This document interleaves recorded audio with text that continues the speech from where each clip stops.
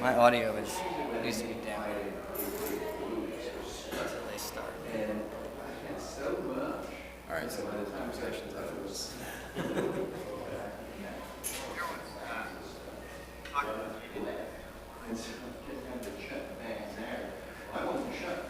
I'm going to start streaming.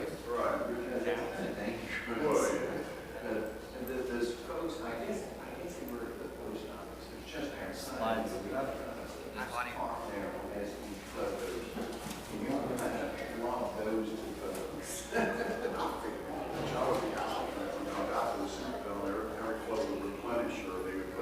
People waiting. Here's some different things. Everything's wrong, you know. Oh, yeah, you might run. Shoot, I mean, ended up, I'm packed as much as I could. Okay, showing live. So, can anybody verify that we can see the multi-camera view? It might be for just a piece. I certainly didn't think it was free, but I was like, stuff stays in the Superdome and we're back up, you know. I don't know if it looks different from mobile versus.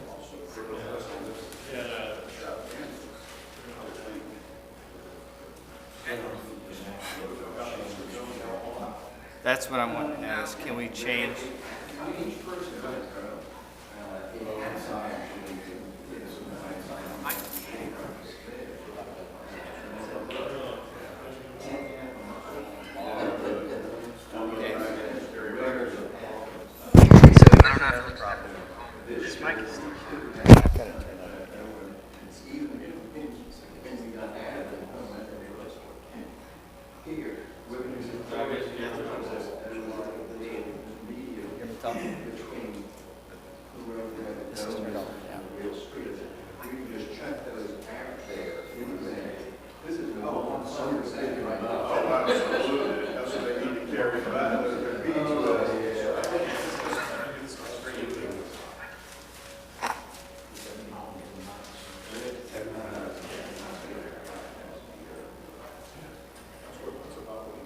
Check. Hey. 1, 2.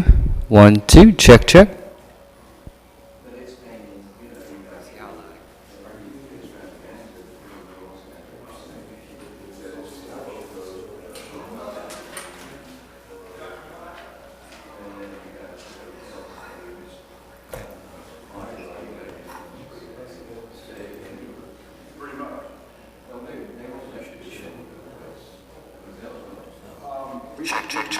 Hey. 1, 2. 1, 2. Check.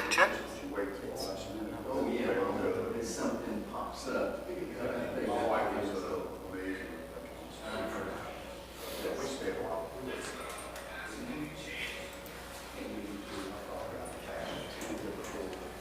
Boutique hotels and such with it. They have a real but they can't do it up until after a certain point. So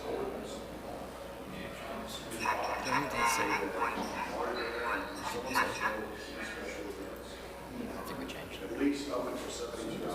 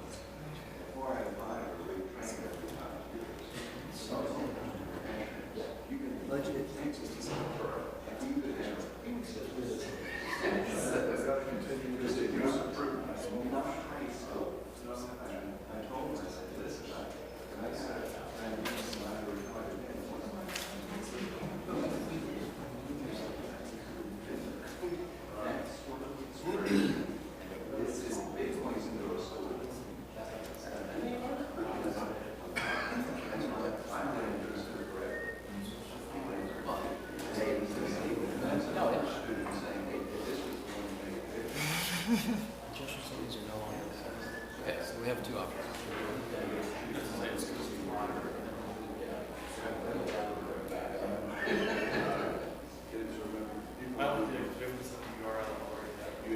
We have. Here was advanced enrollment forever. And there was the word there, we need to enrollment.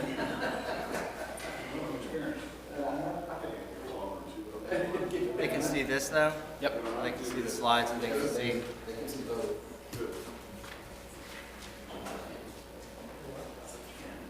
Bill. That's just that delay. So that's what you can see. There's no switching back and forth. Which they didn't.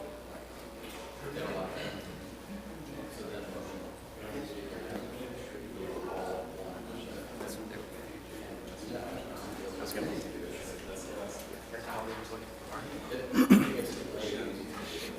So I think what's going to happen today is we're going to see how it all goes.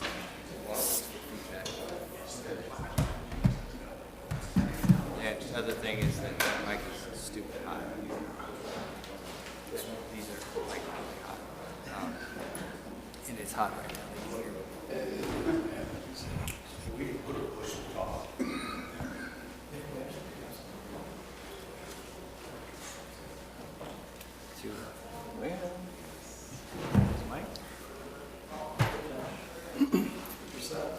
I guess most folks didn't get the memo Yeah.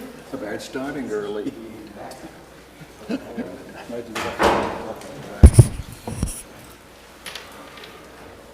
I'll get them straightened out.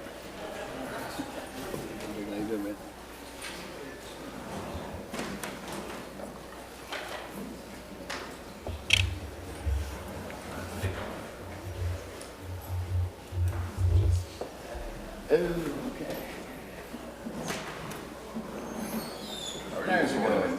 Excellent. How about you? And I'm here. That's a good Say start. those are all good things. Uh-huh.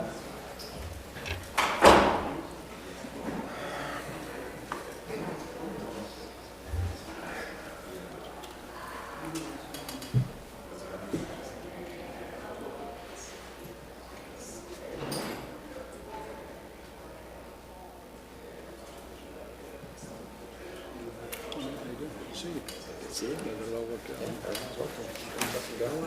I think it's going to work out today. Good, we'll see how it works out. Yeah. I think everybody will be happy with it. Good deal.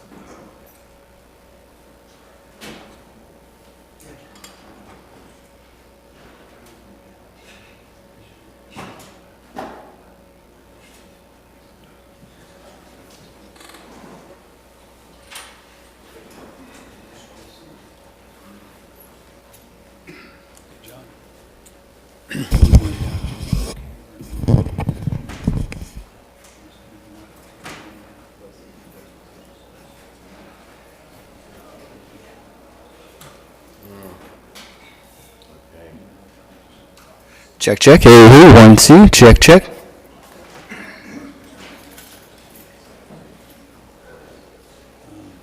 What he suggested was that he'll try to put some and then ask the Senate to put some.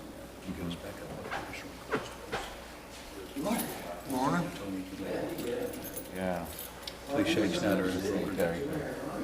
Please shake Snyder for a meeting with me.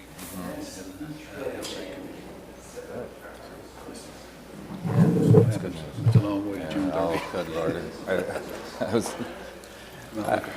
I learned a lot last year. Yeah, but I think it's a better. But he's very cordial, which is not in his program. You've been here. Glad you came. I was only one. I just came in only one. He's got a long road ahead. Hey, there's Stacy. Oh, yeah. Yeah, he's got. This is certainly keep your eye on. Yeah, How about several reasons. yes? What's strange? I think this meeting actually would be very helpful. Mike is Lots of gone. pressure. Mike is gone. The guy I used to know who was now the person. Yeah, I'll look for you. Oh, that's nice. Yeah, are you going to, Catch myself every time I see it. you going this weekend? Not right now. We have a Sweet 16. What do you have? Sweet 16. Our 50th. She's slow. She's slow. I did hear that. She's That's been true. Yeah. Some of the things she writes as an attorney. Presentation. Accused me of breaking the law. I took that out of There it. we go. I like the picture there. This was Oh, attorney would write that. this was done for Yeah. Yeah. it was a fundraiser in Lake Charles, and so I gave him everything he finally said he wanted yesterday, so we're hoping I start our running it office someday. building. That doesn't get. But he did this, and it was a fundraiser for people who meant child abuse. And They so couldn't sue. every person who was being honored had Eventually drawings gets on it, lab. and they honored Lab. them. So this is a copy. Mom has the original. So, it does, doesn't it? Yeah. Joe Champer did that. I forget what.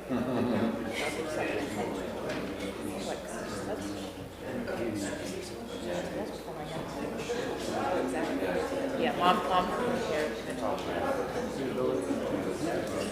Yeah. Cute. Is that, oh, that's Hannah and Patrick. Yeah. These are my, yeah, that's, yeah. The buyer, Before my Michael Brand, So- who's doing the invocation pledge. He wasn't asked to write anything for the invocation, but have him to. Okay. And this is him here behind me with the red hair.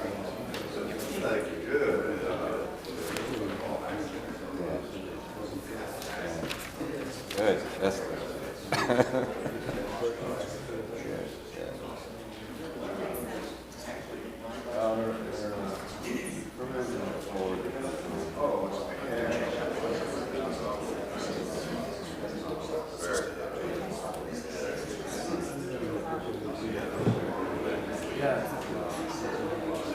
Yeah.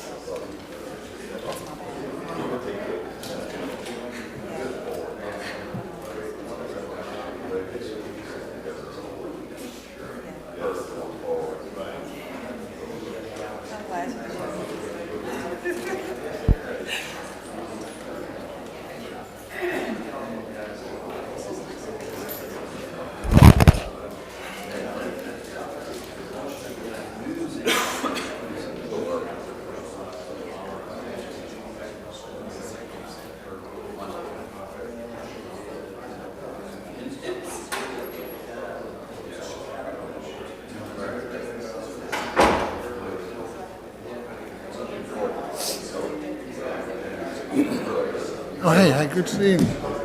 It's fine. I want to go see your outlet. Talk to you about some of that research stuff. I might be a test subject for some of that stuff. You know, so I'm interested in learning about all these things. There might be a study y'all doing over there that could benefit you and me. Oh, hey.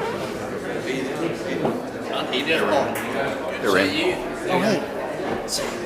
But Dr. Kerwin, I've been thinking. I'm glad I saw you. I've been thinking about talking to you. Here, but me? I just want to say hello. Hey, Bobby. How you doing, sir? Oh, nice to see you. Okay. Yeah, let's do that. I want to do that. All right.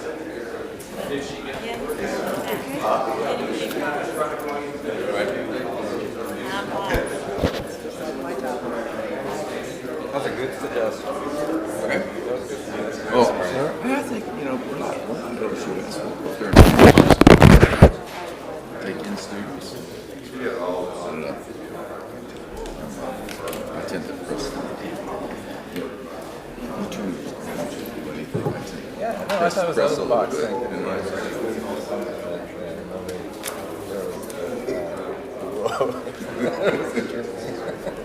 I thought we were meeting at your place this morning. No, What did I say? we had a Board of Regents meeting. Oh, maybe it was the Board of Regents meeting. Okay. Now this one, yeah, there was talk about Jim, but I want to wait on the end.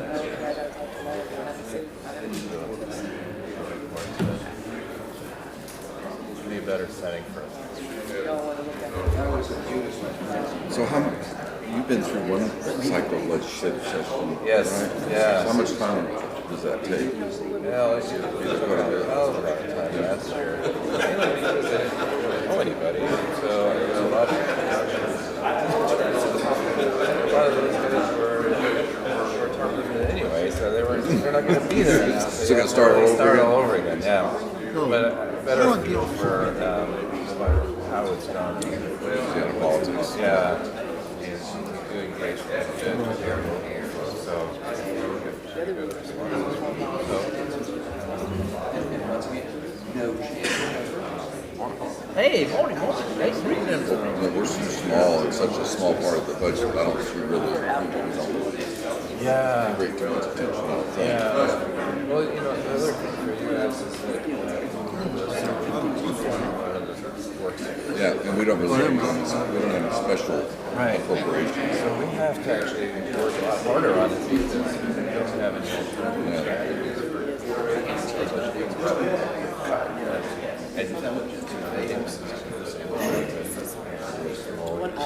There, Alex Bregman just signed $100 million extension. I heard what you said. Good. Plus, there's a lot of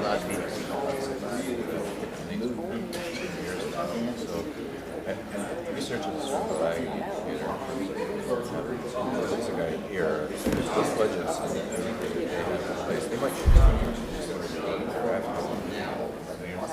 and then it takes a long time to get it back in. They get things ramped up. How's my phone?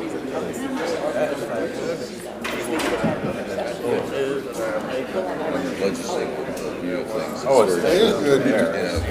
Yeah, what's going on, what's going on today, and what, Hey, all right, buddy. That's okay?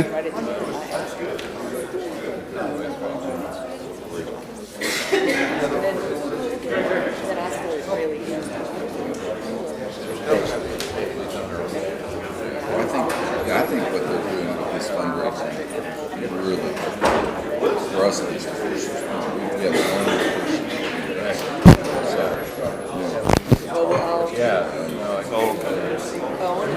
I enjoyed being with you in Shreveport. That was fun. Thank you. Did a great job. Enjoyed it.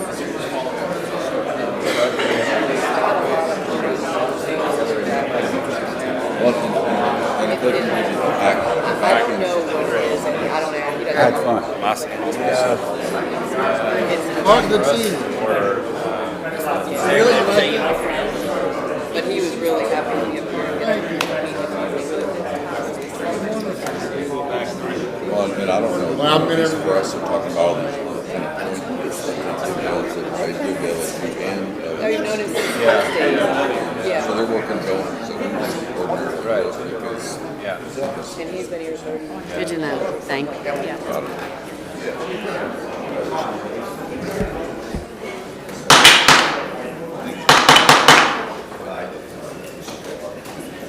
how's your research going? How's your research? I don't know, I haven't talked to Mimi, I think they got, she said they had a approval for Good. How many? Said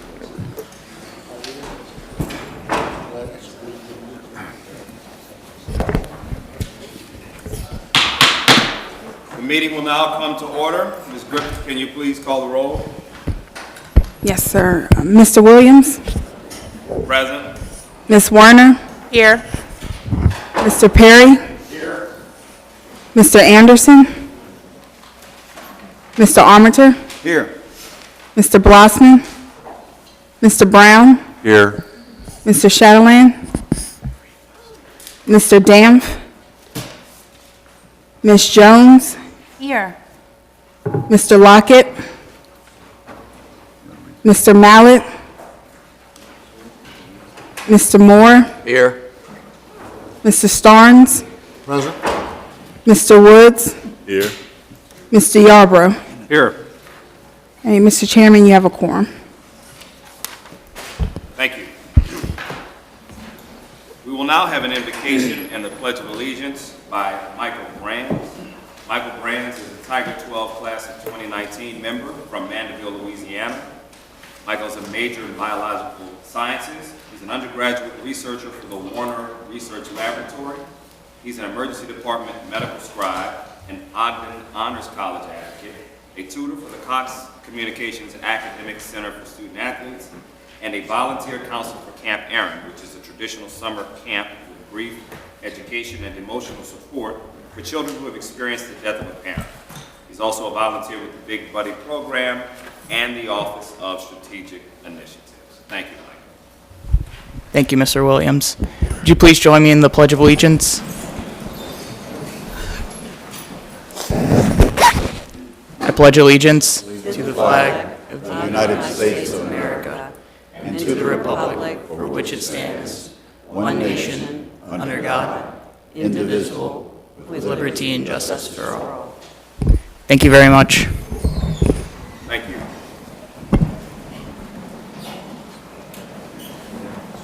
Your dolly today? So there are no individuals registered for public comment, and so at this time we will recess the board meeting and move to morning committee meeting. Mr. Lockett, can you please convene the Academic Affairs Committee? Yes. Ms. Griffith, can you call the roll? Mr. Anderson? Mr. Lockett? Here. Mr. Armature? Here. Mr. Shadowland? Here. Ms. Jones? Here. Mr. Mallett? Mr. Moore? Here. Mr. Yarbrough? Here. Hey, Mr. Chairman, you have a quorum for the committee. Dr. Haney, can you present the first item? Yes, so the LSU A&M campus is seeking full approval for the Center for Analytics and Research, Transportation, and Safety. This represents actually a name change for what was the Highway Safety Research Group that has been in existence at LSU since 2002. And we're seeking to have a Board of Regents recognition as a center and are asking for a full 5-year approval given the exceptionally high performance of this group since its inception in 2002. It partners with Louisiana State Police as well as the Highway Safety Commission to collect, maintain, store, analyze, and distribute crash-related data. And we, of course, are seeking to elevate its status with this designation as a center. It will also enable it to be more competitive for national grants. It does have a successful history of external research that has increased over the years from $40,000 in 1994 to about $3 million in 2017, and has been awarded over its 20 years or so about $35 million. It is also applying for a 5-year contract with the Louisiana Department of Transportation and Development beginning October 18. And we are hopeful that that contract will go through. It will be a little over $3 million annually. And we are fully supportive of both the work of this group in terms of increasing the safety on our highways, as well as its national breadth. Are there any questions? Is there a motion to approve the request as presented? So moved. I see a motion from Mr. Yarbrough. Is there a second? Second. A second from Mr. Armentor. Is there any objection? Without objection, it is approved. Dr. Haney, can you please present the next item? Yes, so the LSU Alexandria is seeking to move a concentration of their general business degree to an actual BS in accounting. It is the most popular concentration in that business administration degree. It has 63 students currently enrolled, but certainly for those students, having an actual degree in accounting would be better. There's absolutely demand for it, as well as the need for that degree in terms of employment in the area. And the other thing that the regents have agreed to allow this group to move forward. They're currently accredited under one group that is not the preference for the regents, but it is seeking that coinciding with this. So we're pleased that the regents are supportive in helping us to move forward as it reaches its AACSB accrediting recognition. And this is also one of the degrees that will be offered both 100% online through our multi-campus online initiative, and we'll also have some hybrid opportunities for those students who are on the main campus there in Alexandria. And we expect there will be 85 students that are enrolled by year 5, 23 graduates based on current enrollment. We don't anticipate costs until year 3. By then, the added tuition revenue will cover the expenses of a new faculty member as a result of the enrollment. Okay, are there any questions? Excuse me, I would just make a point that as an individual who hires a lot of accounting degrees, there's definitely a need for this in our community, and I've heard that from a number of businesses in town. So I think the community is very excited about seeing this degree being available at LSUA. So thank you. I'll be glad to make a motion to approve. Okay, I have a motion for Mr. Chatterley. Do I have a second? Second. A second from Ms. Jones. Is there any objection? Without seeing objection, it is moved. Dr. Haney, can you please present the consent agenda? Yes, so we have a number of items on our consent agenda today. There's a letter of intent for a Bachelor of Fine Arts in Film and Television. This is a growing and popular area of interest for our students here in the area and actually across the state. There is a name change for the public administration from an institute to a department. It's been functioning as a department for many, many years, so we feel like Truth in Advertising, we should give them the appropriate designation. And then there are a number of endowed professorships, naming areas for athletic venues, and continuation of a critical institute at LSU Shreveport.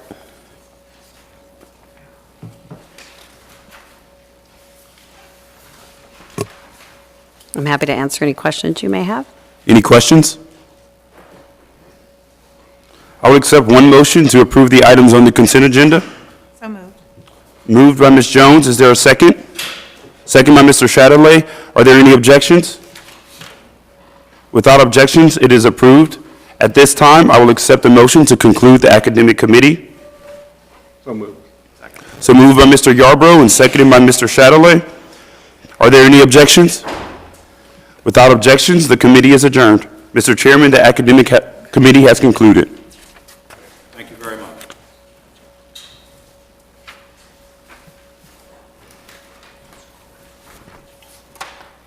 Mr. Chatelain, would you please convene the Finance Committee? Yes, sir. Thank you.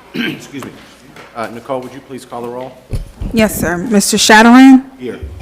Mr. Brown? Here. Ms. Jones, Here. Mr. Lockett, Mr. Mallett, Mr. Moore, Here.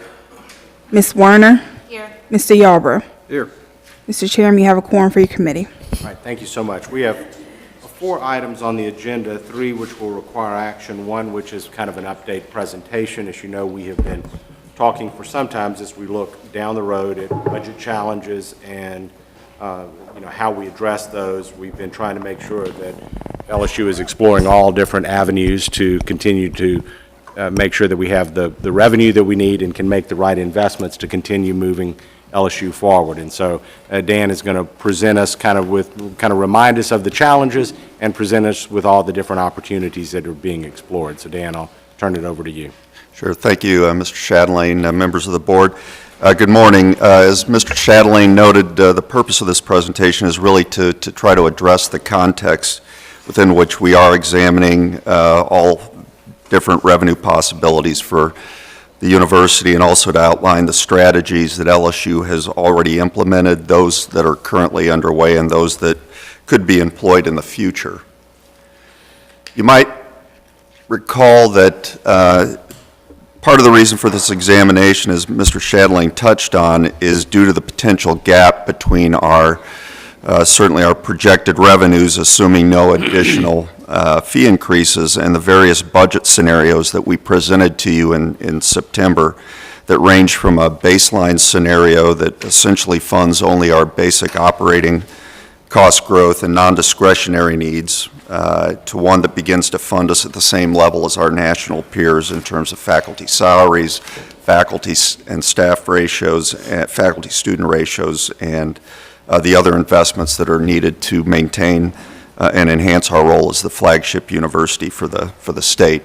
Just one note I would like to make is that these projections were and are presented as potential scenarios for context only. Obviously, the university will continue to live within its means, but again, just to give you some sense of at least what is possible for the future. Just to remind us about some peer comparisons about where we're starting from in terms of the revenues per student, our expenditures, and then of course the net price that our students pay. As noted, we do continue to lag our SEC and national peers in terms of all of these metrics. So again, we're starting at a place where we certainly have opportunities to improve all of these metrics. When you're talking about other revenue generation, and I'll use that term rather than alternative, it really can be accomplished through a variety of strategies. First, obviously, enrollment stability and growth or program expansion. Secondly, reallocating existing revenues from lower priorities or due to cost-saving measures and other efficiencies. And then finally, obviously, identifying new revenue streams. Enrollment stability, I would just touch on, and growth remains our #1 revenue driver in any event, and something that we continue to focus on and will continue to focus on going forward because it makes up just over 80% of our operating budget revenues. But we have and are continuing to explore other revenue sources. As you look at the best practices nationally that other campuses, other universities have focused on in terms of providing additional revenues for their operating needs. There are a number of categories, 5 general categories that I'll touch on as we go through relative to what LSU has and will be doing. First is certainly in terms of administrative and managerial cost savings. Secondly would be increasing philanthropy and private giving. Thirdly, focusing on enrollment, retention, and new programming. Fourth would be asset optimization, which is largely focusing on public-private partnerships and leveraging the campus's physical assets. And then there are a number of other initiatives and opportunities. LSU has since 2013, 2014, and before then in some cases, been exploring a number of these, and so I'll highlight some of the progress in those areas and some of what we have done in the past and what we've got planned for the future. terms of administrative efficiencies, as you might remember, through the One LSU initiative that was adopted by the board back in 2013, which essentially consolidated the then system office with the administrative and academic leadership functions of the flagship campus.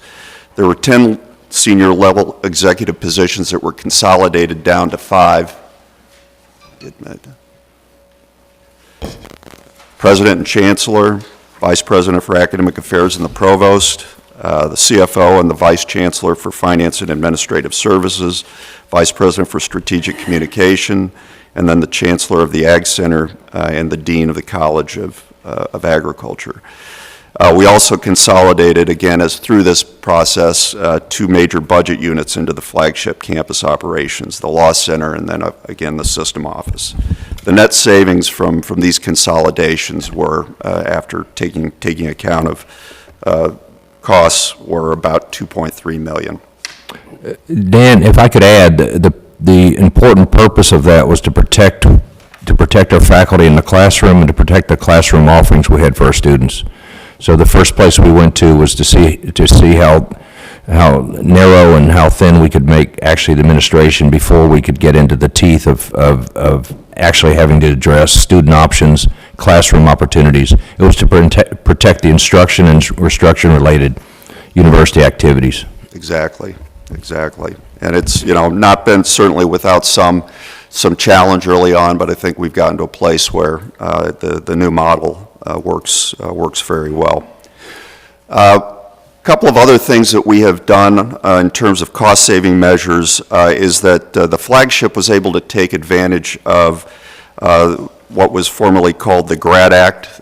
You may have heard it was legislation that was in place between 2010 and 2016, provided certain operational autonomies to Louisiana public colleges and universities if the institutions were able to meet certain performance targets and show that they had the operational capacity to adopt these autonomies. The flagship, I would point out, is the only institution in the state that was able to take advantage of any of the operational autonomies. And the 2 that we did get that were of most note was risk management autonomy, where we were able to take back the management of our risk management operations, which had a number of benefits for the university from the State Office of Risk Management.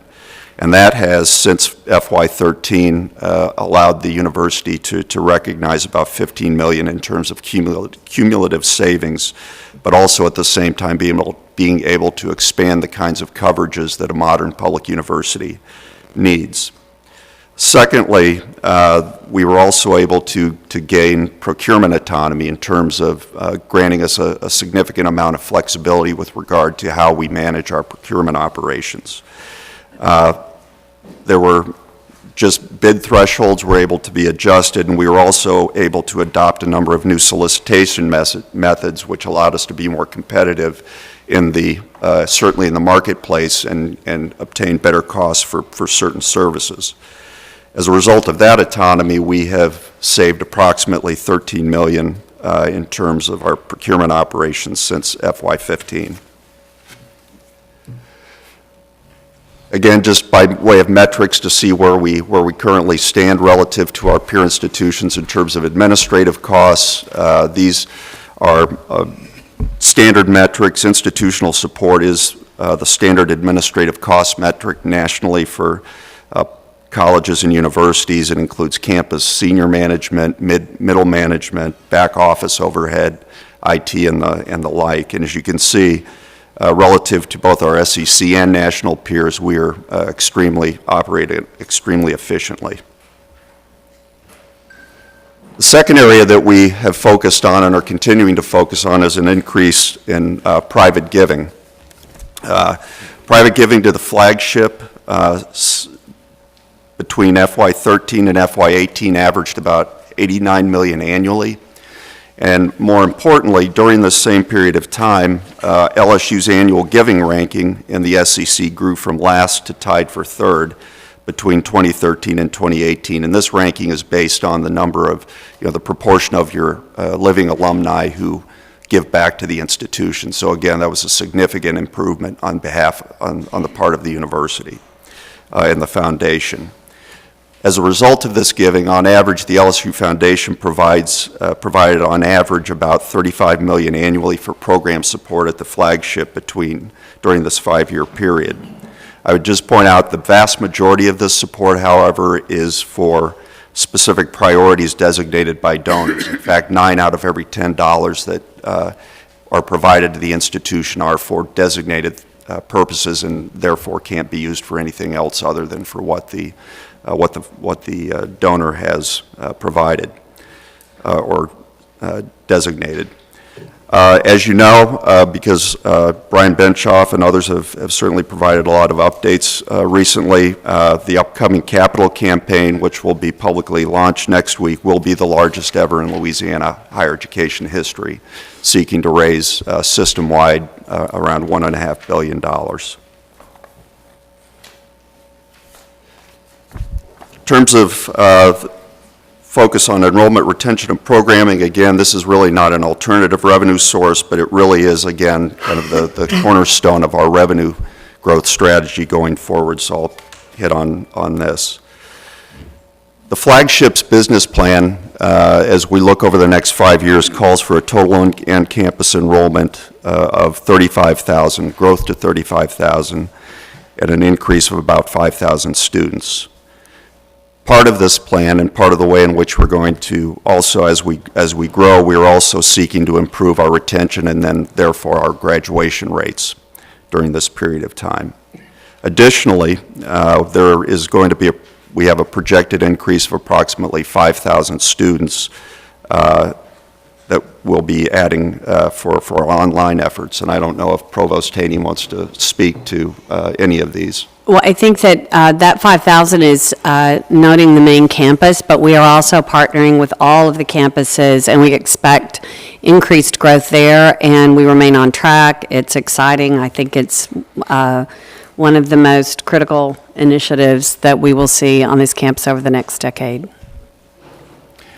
And certainly as we're, again, the growth in enrollment as well as the growth both on campus and online will certainly be kind of the cornerstone of our revenue growth over the next several years.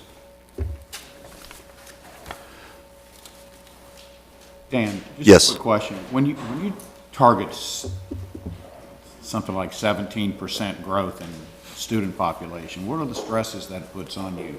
Infrastructure-wise, capacity, building-wise? Well, we actually, as a result of our campus master planning initiative that we went through over the past few years, 35,000 is kind of what our capacity is. Once we get beyond 35,000, that's when we start running into capacity issues, and that's certainly something that the provost and the president and I are focused on in terms of ensuring that we have the instructional facilities, the labs, the research facilities, the housing. But we have, our current capacity is 35,000 on-campus students.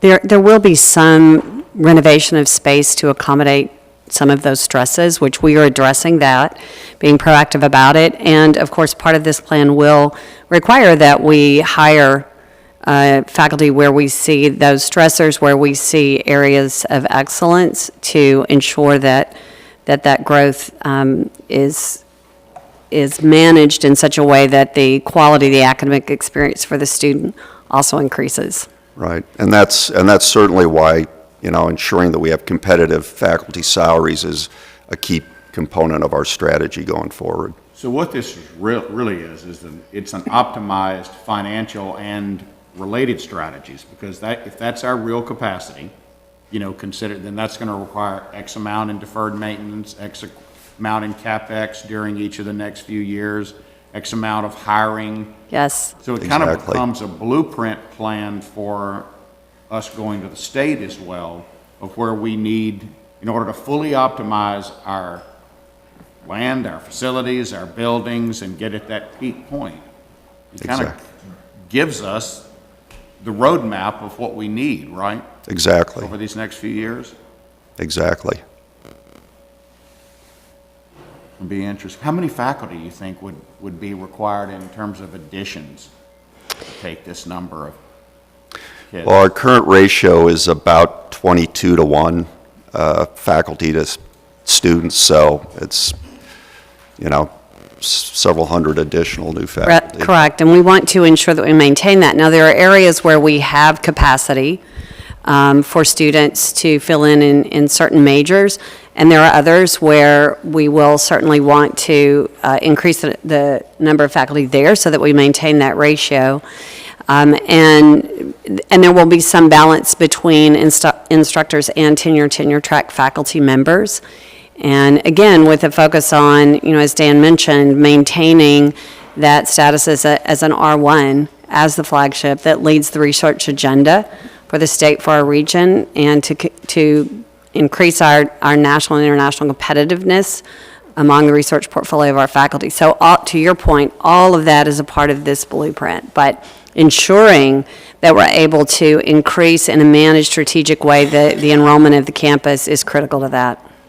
Because with the undergraduates, we're talking about survey courses and things like that as we grow the freshman class and early sophomore class, survey courses and so forth, we can expand those and have more kids. And I know that may not be totally optimum, but it's easier to do that. We're going to have more faculty in the To be very sure, absolutely, because to manage those that are matriculating through their career. correct, absolutely. And then that also increases, again, the research capacity of our faculty as we build those tenure track lines for the upper level courses. Are you coming to a punchline of cost at the end of this?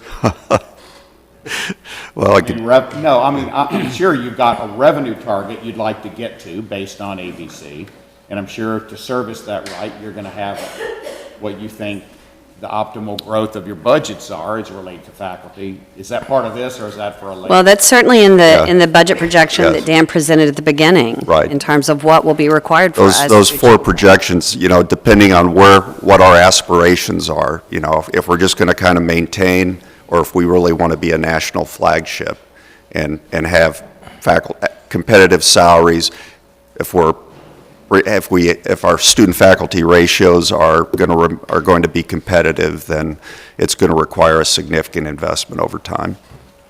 This is really one of the most important discussions we would ever have, and you guys as our leaders, because this is our blueprint for what we see our future being and what we have to present to the legislature and the governor that's required to get there. And the byproduct is we're opening the door to a lot more potential Louisianians, and also the ability to import some incredible intellectual talent from out of state, which just grows Louisiana's overall capacity. And I would also emphasize that the work of our faculty and their contributions to the marketplace of ideas that are also economic drivers for this state and for the region.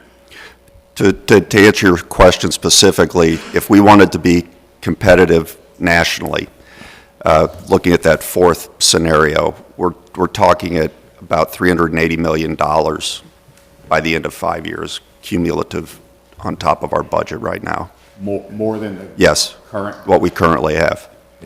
In many ways, that gets us back with a little bit in front of where we were in '08, but that's what it's going to require. I mean, those negatives that you saw on there in per student spending is a consequence of the decade of cuts. Exactly. And so we've lost a lot of ground.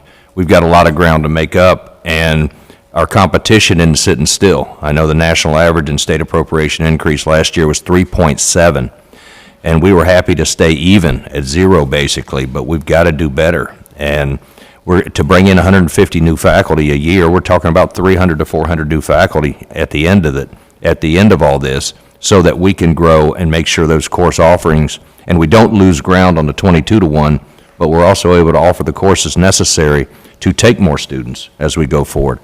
So we've got some ground to make up and to get back into the competitive game that we were in. But right now, those big negatives are what all the chancellors have been dealing with, because that's the outcome of 10 years and 16 cuts later. That's where we are right now. And I'm sure we're thinking about how we define the metrics of success in this. It's not just in optimizing revenue through having more students. It's about achieving A, B, C, D. Is that part of this, or is that something we'll talk about in the future? Well, we'll continue to talk about this, but yes, I mean, as we indicate, I mean, or part of this requires, you know, not just more students, but enhancing our retention, enhancing our graduation rates. So it's a whole package of not just inputs, but outcomes as well that we need, and improving our research productivity. Yeah, Stephen, I think what this is trying to do is, one, assume that, you know, we're not getting a lot more money from the state, and also realizing that there's not a lot of appetite to increase fees and tuition a lot. So within those constraints, what are the other things that we need to be addressing and doing to try and achieve the results? So, But I think really how not to be stagnant in a situation where revenue is flat. no, that's right. And I mean, hopefully we can get more state appropriations, and hopefully, you know, there are some other things, but trying to control what we can control. You know, this is these kinds of things I think are so important that we articulate stability, costs, revenue gains, but also the metrics of what it means to Louisiana citizens and to the kids that are coming through here from a value perspective. And what I think we have to do is then we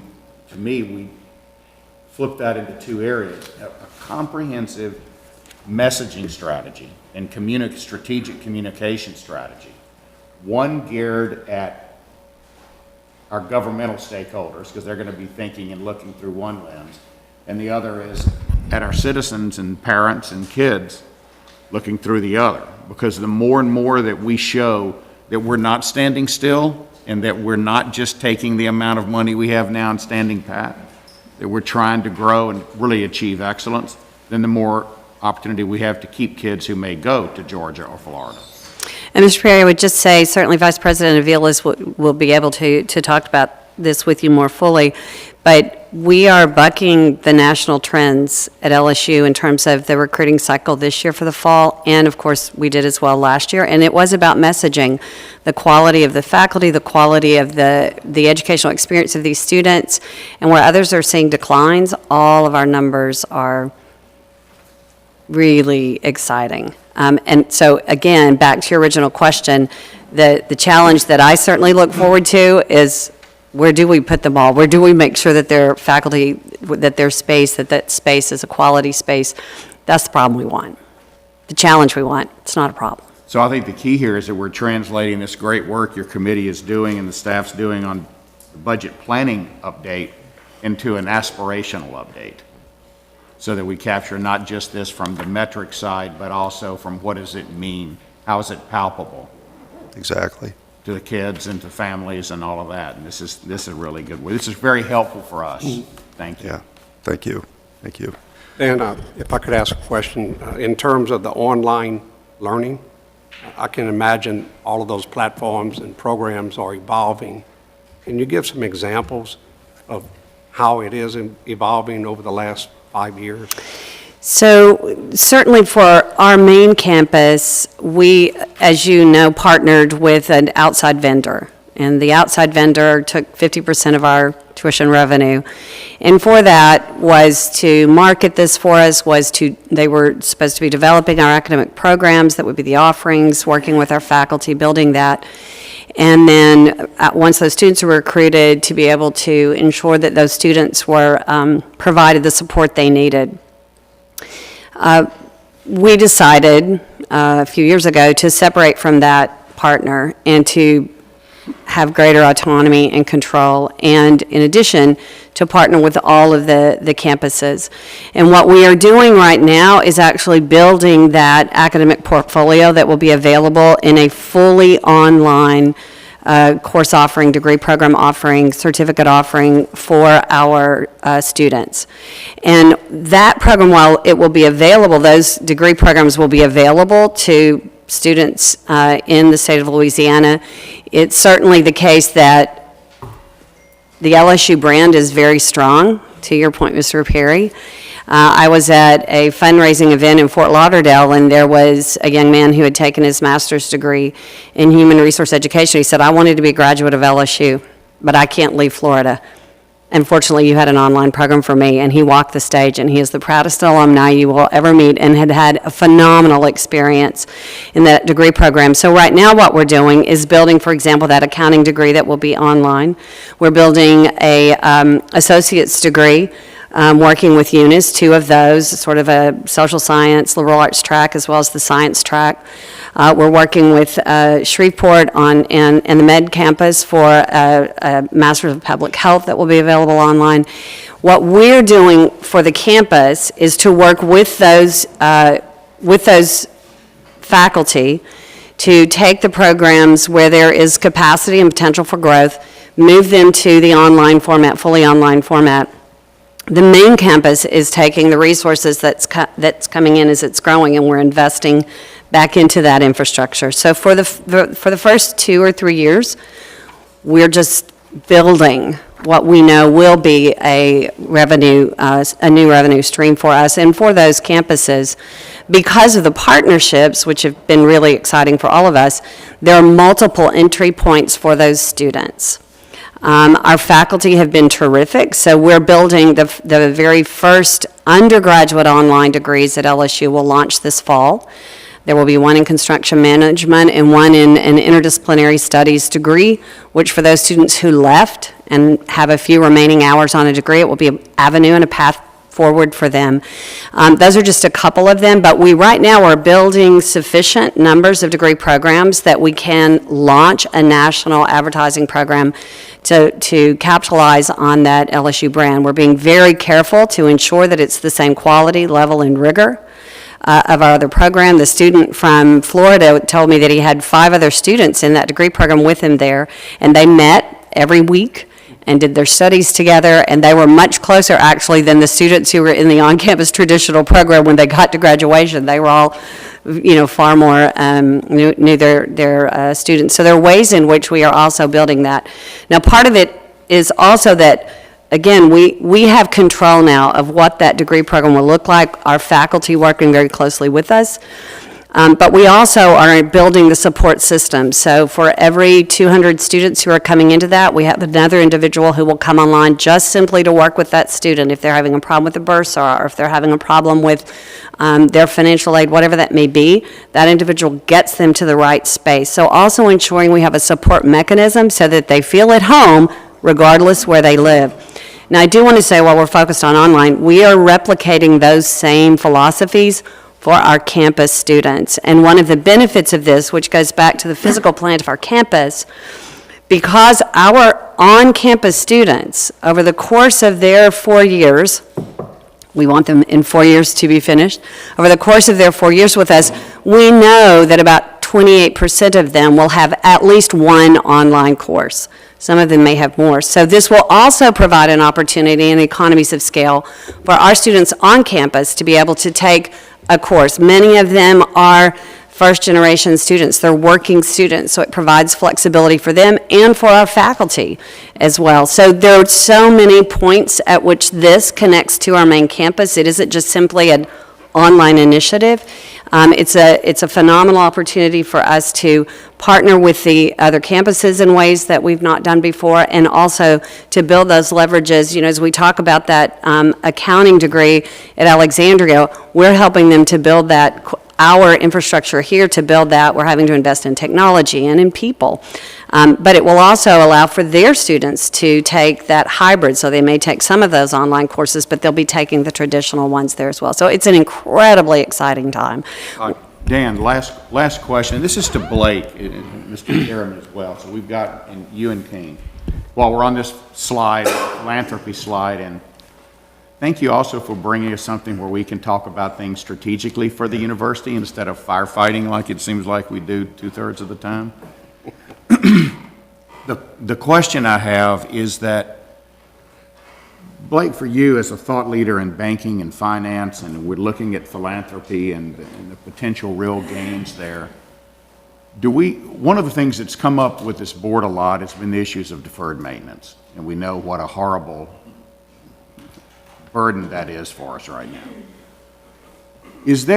What are your thoughts, you guys, your thoughts, and how do you see the future from our philanthropic side in fundraising, of being able to craft something that's almost a building and a deferred maintenance capital program? And I'm just off the top of my head thinking like this. If some of our philanthropy, particularly to corporate donors, was for building and infrastructure support in that manner, and we tailored it in such a way that for every dollar the state gave us new, I'm talking about incremental gains in deferred maintenance, it could trigger a corporate match from a specific corporate program. Is that something y'all have thought about? Is there room for that in our planning in the future for deferred maintenance? Because we're not making any progress the other way. Actually, we're exploring a few different options right now that, and two of them I'm going to be touching on at the end of this presentation in terms of that are really going to be focused on the physical infrastructure of the campus and things that we could do. But absolutely, we're always looking at opportunities to how we can leverage our own resources, be they private or internal institutional resources, with what the state has to bring. I mean, that was critical to how we got the PFT project done, and certainly the business project. But there's no, So, Dan, I think there are opportunities there. The Patrick F. Taylor building, at the same time building what we consider a new facility for $110 million with 55 private match, 55 state match, also took out $40 million in deferred maintenance out of the old SEBA. So we eliminated $40 million in what we had sitting there in the old SEBA building. At the same time, basically, everybody thinks we built a brand-new building. What we did is we just swallowed up SEBA and all the problems associated in the old business and engineering building and eliminated $40 million in deferred maintenance while building $110 million in new, which was exactly the kind of project. We want to see more of those projects and get the governor committed to it. And there are ways that you can take out deferred maintenance when you're renovating the science building, for example. And that's kind of it's a double benefit to the institution, certainly the main campus, and other deferred maintenance on all of our campuses. So there are ways to do it. The challenge to donors is they like new things. They like new things. And if we can package new things where it takes out deferred maintenance, that's the best case scenario. Well, and look, I think asset optimization will get into a little bit of that as well. So if you don't mind, let's keep moving and on that. I'm going to actually, as you might remember, we had brought Huron in back in 2014 to take a look at some of our opportunities in student housing, parking, energy, and general university services, which, they found some opportunities and really helped us to identify the problem. Well, I mean, student housing would be another example of taking a big chunk of deferred maintenance off the books and replacing it with a private partner. Right. The Nicholson Gateway project, for example, was $250 million, which helped us, add 1,600 beds of brand-new competitive housing.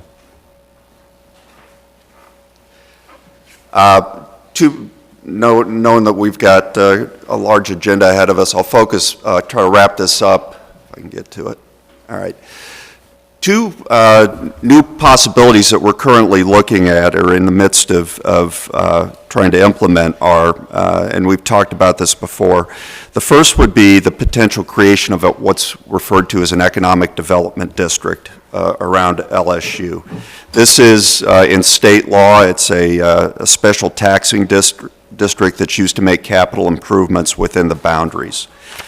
We engaged the Baton Rouge Area Chamber, their research section, to do an analysis for us of what the creation of a potential economic development district around the flagship could generate in terms of incremental tax revenue.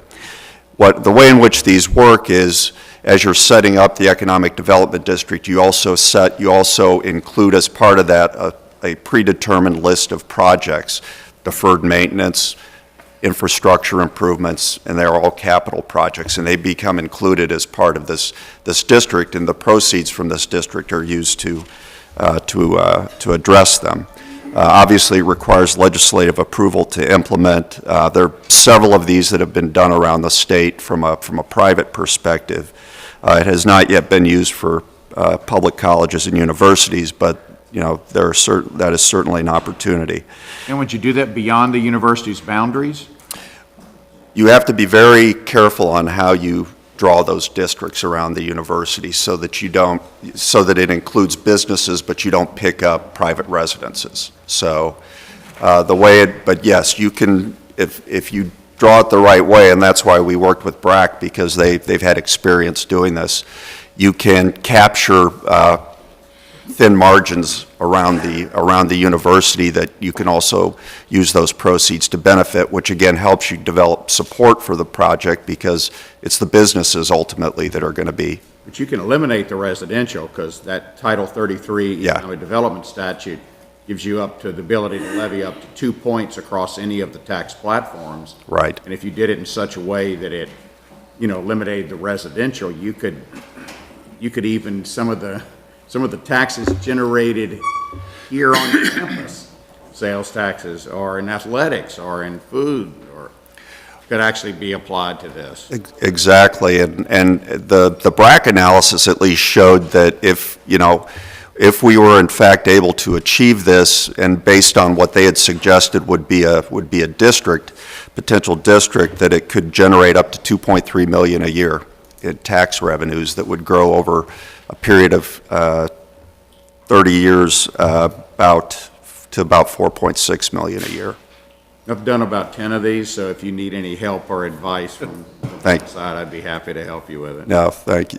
Thank you. And in fact, I mean, that's exactly what, and we have talked, the board has indicated an interest in this in the past, and so certainly we see this as a real potential to help us begin to chip away at our on-campus infrastructure needs.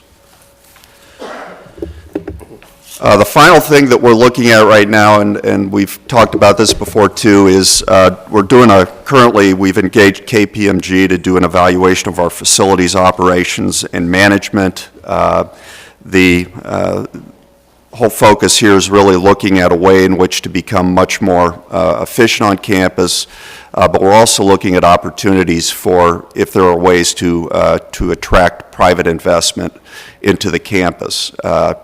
We are partway through phase 1 of this study, which will be completed later this summer. We're looking at everything from our,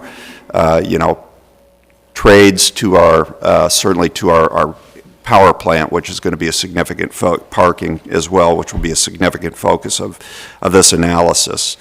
Again, we're very early on, and there's no estimate yet of what this might result in terms of either additional revenues or cost savings for the university, but just by way of comparison, Texas A&M went through this process a few years back, and they, as a result of their study, they found approximately $250 million in terms of revenues and cost savings that they were able to realize through many of the measures that had been taken. So again, there's no guarantee that would be the same for us, but we feel it's incumbent for us to at least go through this process to see what is possible.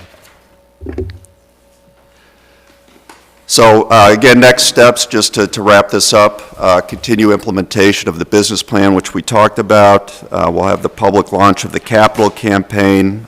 We are working with our friends in the legislature, Jason and others, to introduce the University Economic Development District legislation this session. We'll be completing the phase 1 of the facility study, and then we'll continue, obviously, to look at other options. But again, got through this fairly quickly, but as you can see, we have a number of initiatives underway right now that have the potential, I think, to have some real benefit for the university's future. Dan, thank you. And again, the purpose of this is to, I think, assure the board that all avenues, all of the components that will drive revenue are being explored and pursued. Dan, there's some supplemental, you all have a copy of this presentation at your desk. If you go to page 22, beyond this, there is some supplemental information, but just to follow up on a point that Stephen was asking, Dan, do you have 22 on here? Yes. You know, that is just kind of, Stephen, to your point, you know, we presented a baseline budget here, but then also look at what would it take for us to get to the regional competitive level and to the national flagship level in things like student to faculty growth. And so, you know, you kind of see some of those assumptions. If we want to get to an 18-to-1 student-faculty ratio and increase our salaries to attract that, you know, then obviously you're going to have to do higher pay increases along the way, which means driving more revenue. So there is a lot of good supplemental information is my main point here that backs up the need for us to continue to pursue all of these avenues. So, Dan, we'll get an updated report in the summer on the KPMG process. Yes, absolutely, and other initiatives underway. So if there are no further questions, thank you very much. Any other questions?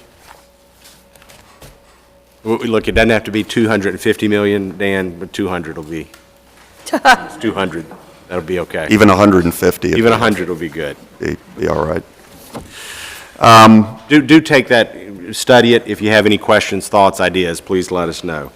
Let me follow up. The next item is kind of, if we talk about enrollment, as we talk about driving to that level of students that we want, I think the next subject is an important piece of that discussion, which is giving some flexibility as we look at recruiting on a semester-by-semester basis to be able to kind of adjust to the marketplace and make sure that our scholarship dollars are being used wisely within certain budget constraints that the board will set, but that gives our recruiters the ability to adjust to changes in the marketplace on a semester-by-semester basis, because that, I think, is what we see out in the marketplace.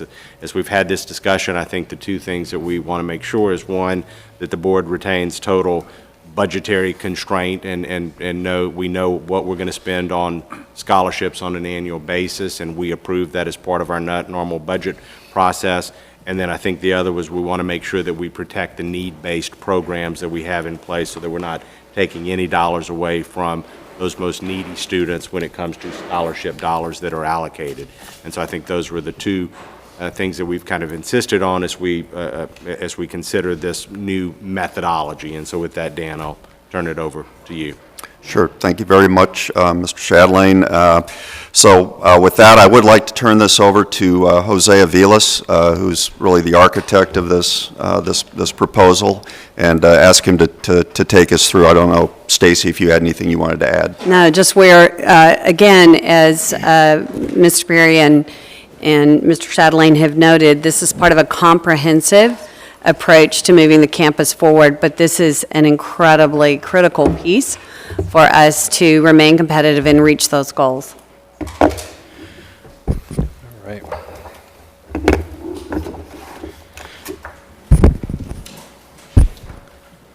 Well, thank you. Good morning, Mr. Chairman, President, and members of the board. You know, almost 1 year ago, I stood before you here to present a sketch of the good work that was being done by our outstanding admissions team, led by Danny Barrow, our Director of Admissions and Recruiting, the fall 2018 class. And so I'm excited to be here again today to report to you that that has laid a solid foundation for the work that we're doing as we think about fall 19. And that the good work has not just continued, but really has doubled down in recruiting the most talented and diverse students from across our state, the region, and around the world. So as we started this past year, our goal was very clear.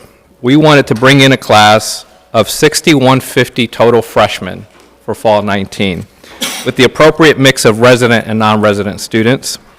Number two, we wanted to continue the hard work of diversifying the classes coming into LSU and ensure that we are serving the students that are the growing parts of the pipeline. And number three, we wanted to be laser focused and ensure that we are attracting the most passionate, talented, and accomplished students and provide them the transformative opportunity to be students at LSU.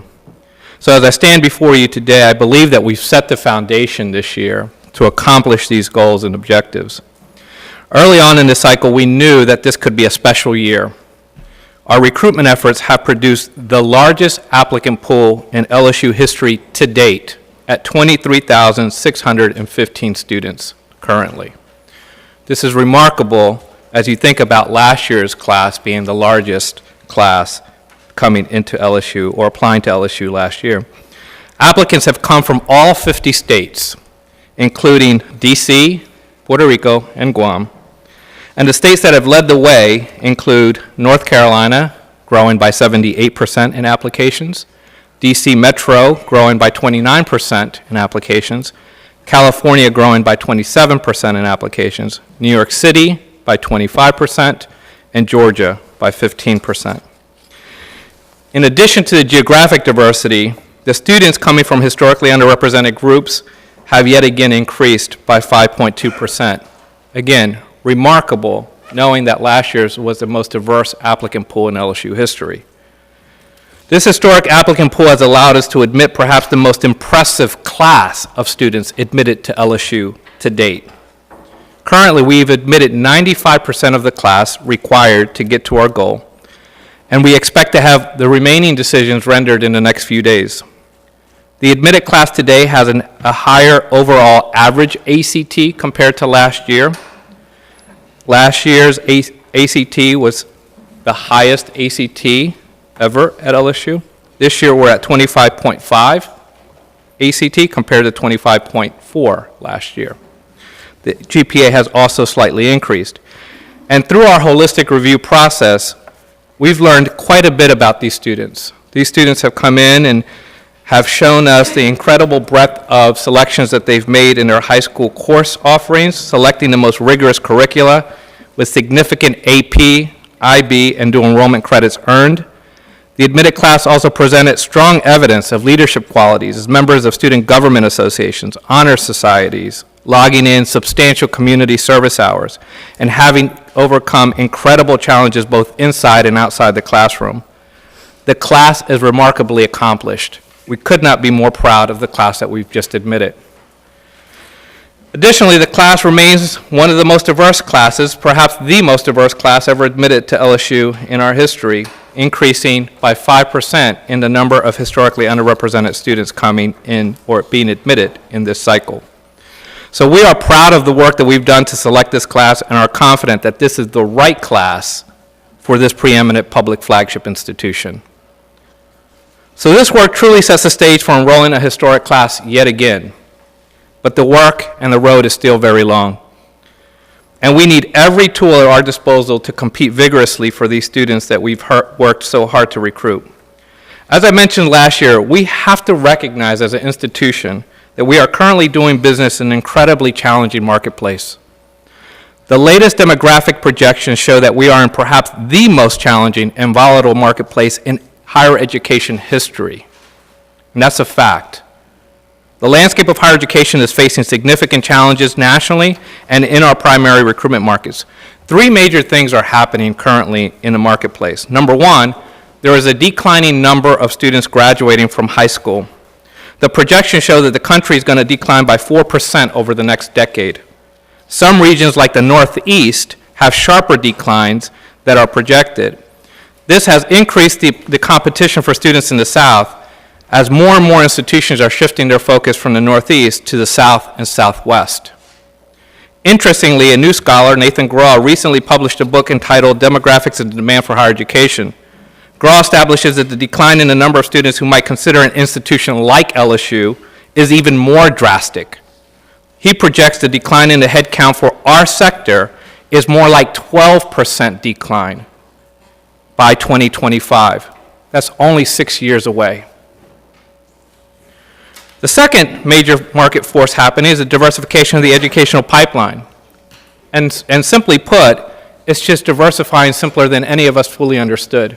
The fastest growing subgroups are Hispanic and Asian, populations that haven't historically participated at the appropriate rates. The increase in Louisiana alone for Hispanics is projected to be a 190% increase over the next decade. The South is expected to surpass the West in the number of Hispanic high schools graduating by 2020. And Texas, Louisiana, and Florida carry 80% of the growth of Hispanic students over the next decade. The third major force that's at play is academic preparation. And we know that there's a declining preparation of students coming out of high school. Since 2006, there's been a sharp decline in the average testing of students by the ACT and SAT. This perhaps can be attributed to the fast-growing segments of students that historically have not participated at high rates in higher education but are now coming through the pipeline, populations such as low-income students and first-generation students. These market forces have created a shrinking margin of students that we are all competing for. To compound these market forces, students who apply to LSU report that they apply anywhere between 8 to 12 institutions in the application cycle. This is the most competitive era in college admissions, flat and simple. Using external data sets, we have done our best to understand the dynamics and develop a strategy that's appropriate for an institution like LSU. But I would argue that recruiting students and increasing application numbers is the easy part of the equation. In the end, our applicants can only choose one institution to attend, and there's fewer of them. This is why among public institutions nationally, we have seen a precipitous decline in the yield rate of students, which is the number of students who are enrolled compared to the number of students admitted. It's simple math. There's fewer students graduating from high school. There's going to be fewer students on college campuses. We're all competing for a scarce resource. In fact, in the total system of higher education, we are now experiencing the largest decline in enrollment and the longest period of contraction in the history of higher education across this country. In this competitive marketplace, we understand that competing institutions are not just going to sit back and watch declining headcounts on their campuses. We expect that our competitors will be aggressive, especially in their primary tool of using scholarship monies to compete for a shrinking margin of students in the pipeline. This requires us at LSU to bring the most sophisticated tools to bear in this competitive marketplace. Previous to my arrival, awarding scholarships was done without much use of data or guidance. It was more a function of gut instinct and assumptions. Past practices incrementally shifted from year to year in terms of the scholarship awards. The days in which an enrollment manager can do business through this paradigm are over. We can't survive that way. If we are to be successful, we must use the most robust data available and develop strategies that are informed by this data. Additionally, we need flexibility to move quickly in a dynamic and volatile marketplace to compete against competitors that are increasingly more and more aggressive than ever before and are moving at the speed of light. This means that every year we will need to sit and assess our strategies and recalibrate where necessary. That assessment will need to be laser focused on ensuring that we are keenly aware of students with high financial need and ensuring that we are true to our land-grant mission of remaining accessible to these students. As an example of this commitment, if you remember last year, we put forth a scholarship resolution that included the Innovation Award, and it was approved. The Innovation Award, if you remember, targeted in-state students, resident students from Louisiana, that are just above the Pelican Promise mark, but are still Pell eligible. The Innovation Award was a huge success. We yielded 79.3% of all students who were offered that award. That yield rate is significantly higher than the average rate for resident students of 53%.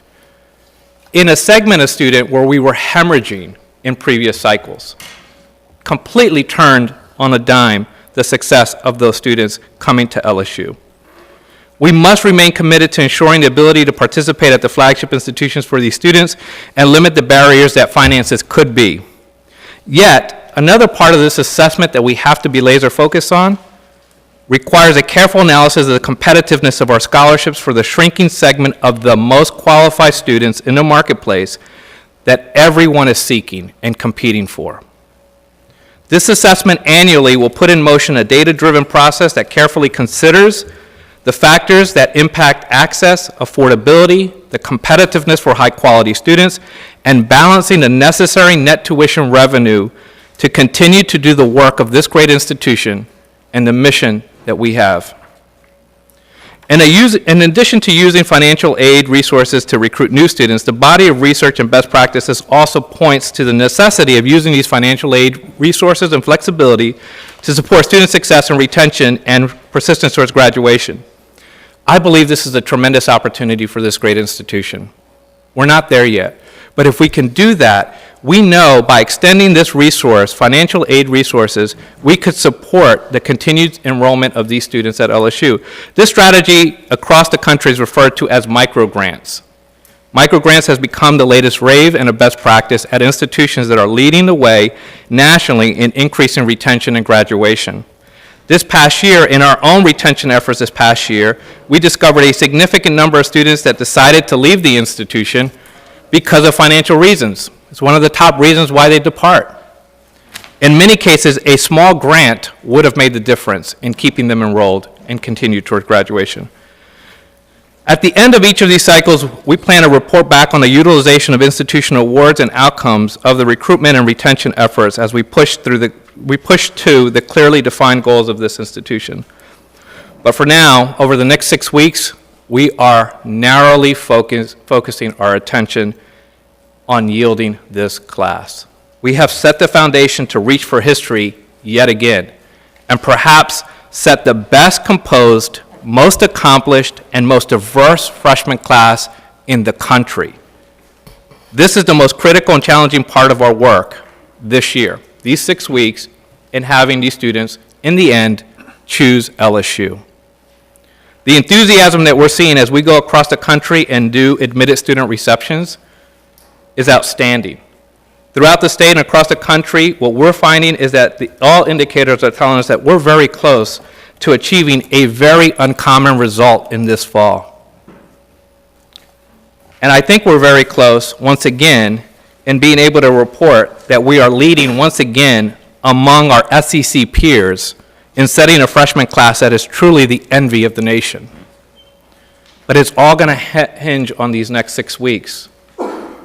This resolution that you have before you today will move us into a state-of-the-art, dynamic, data-driven approach in the strategic use of scholarship monies, which will be critical to the success in our enrollment. This is an opportunity to accomplish the extraordinary. I commit to you that under my leadership, the practice of recruiting and retaining a class will always be informed by research, best practices, and data. Yet in this competitive and volatile marketplace, a foundational element to success in this work will be the strategic use of scholarship monies.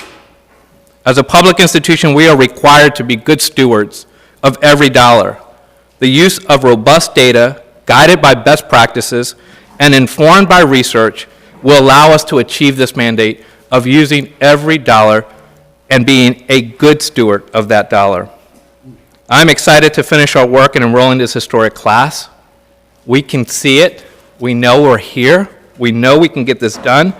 And all of the work in crafting this extraordinary class would not have been possible without the committed effort of the talented admissions team and the community-wide engagement in the recruiting process. So I want to take time this morning and the opportunity to thank all of those who were involved in the process of recruiting the fall class of 2019.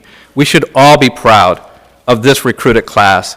I believe it will be another historic class for this great institution and perhaps the best freshman class in the country this year. Mr. Chairman, that concludes my report.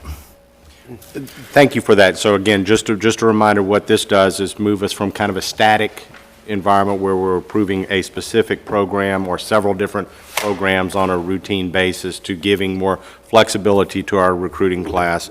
Page 3 of the information that deals with this does point out the controls that are in the board's oversight, which is approving the annual budget of what we will spend on scholarship dollars, and then each spring getting a report that breaks down how those scholarships were awarded based on demographic profile, overall student population, net price paid per student, and all compared to our peers. So those are the reports that will allow us to oversee this new program. So we just want to remind you of that. Questions? James? Mr. Chairman, I'd just like to congratulate Jose and his staff. I think this is a very competitive environment that we're facing all across the country, and I commend you and your staff for the job you're doing, and something we ought to be proud of. I appreciate it. Thank you. It's about my honor.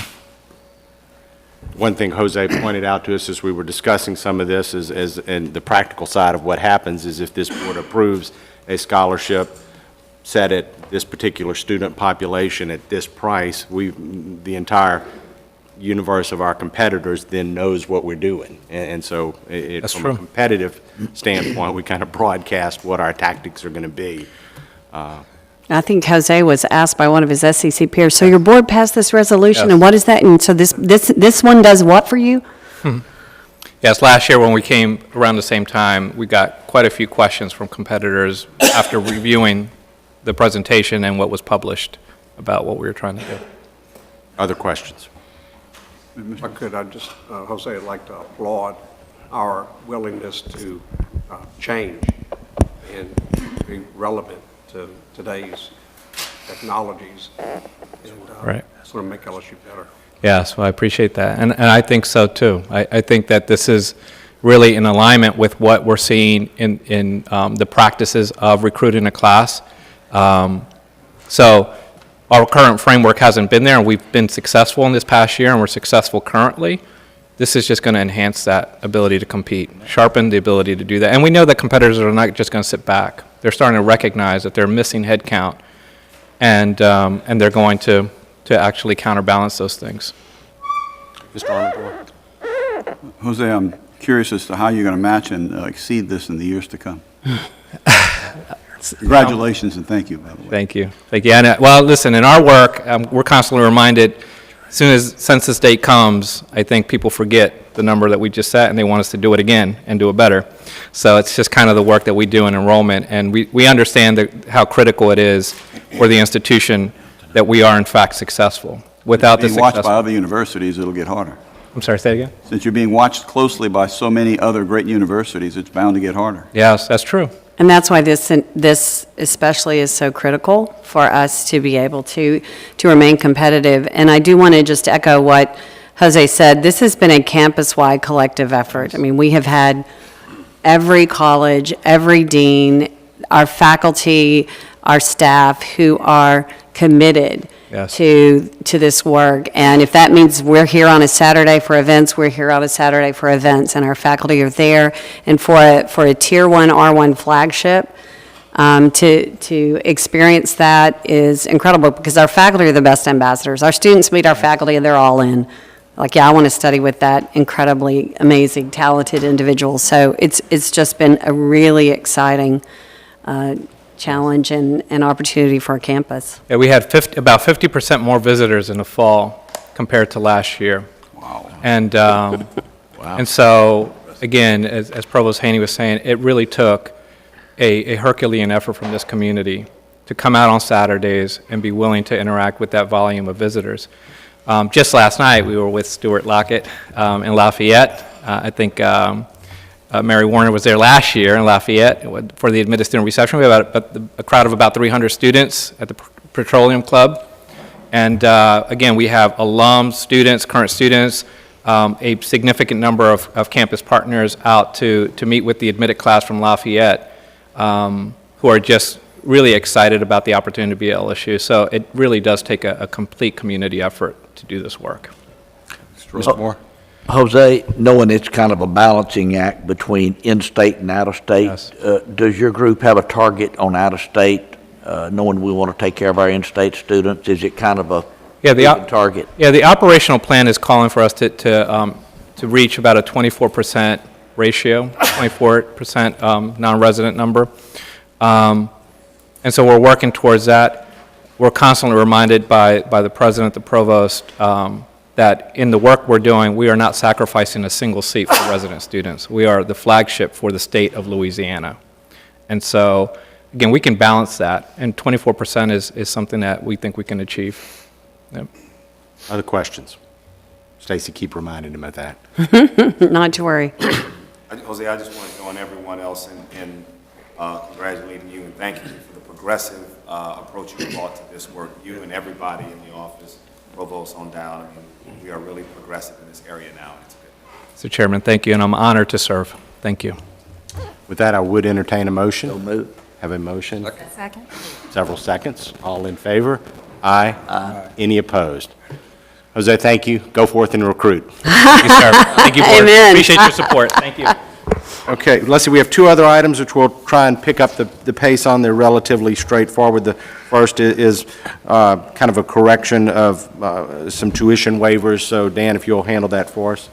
Yes, very quickly, this is a request from the Health Science Center in New Orleans to authorize some tuition waivers in relation to an administrative error that was in place that an error put a tuition cap on certain students from academic years 2015-16 through 2017-18.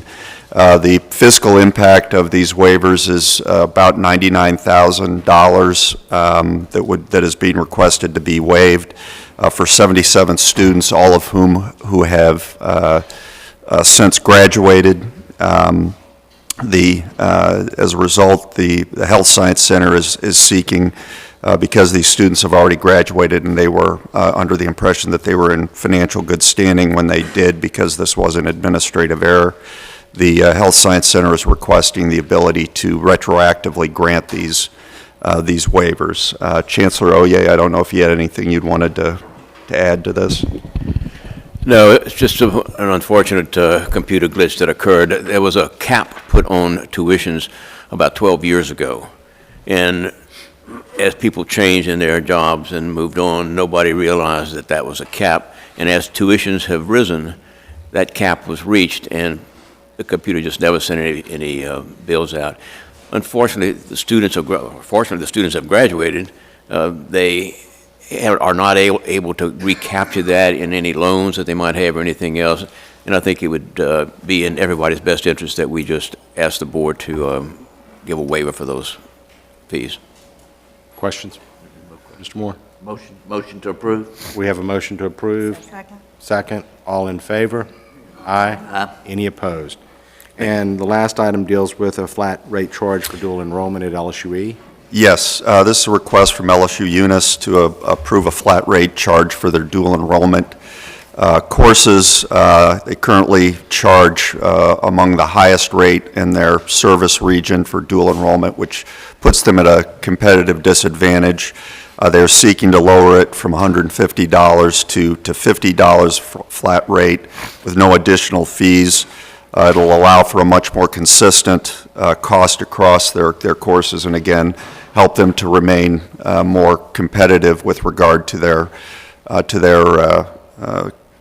other institutions in their service region. There will be an initial fiscal impact of a negative impact of about $250,000, assuming that the current enrollment patterns stay in place. But without it, they believe, and we would agree that without this moving to this flat rate, that they will continue to lose students and continue to be non-competitive.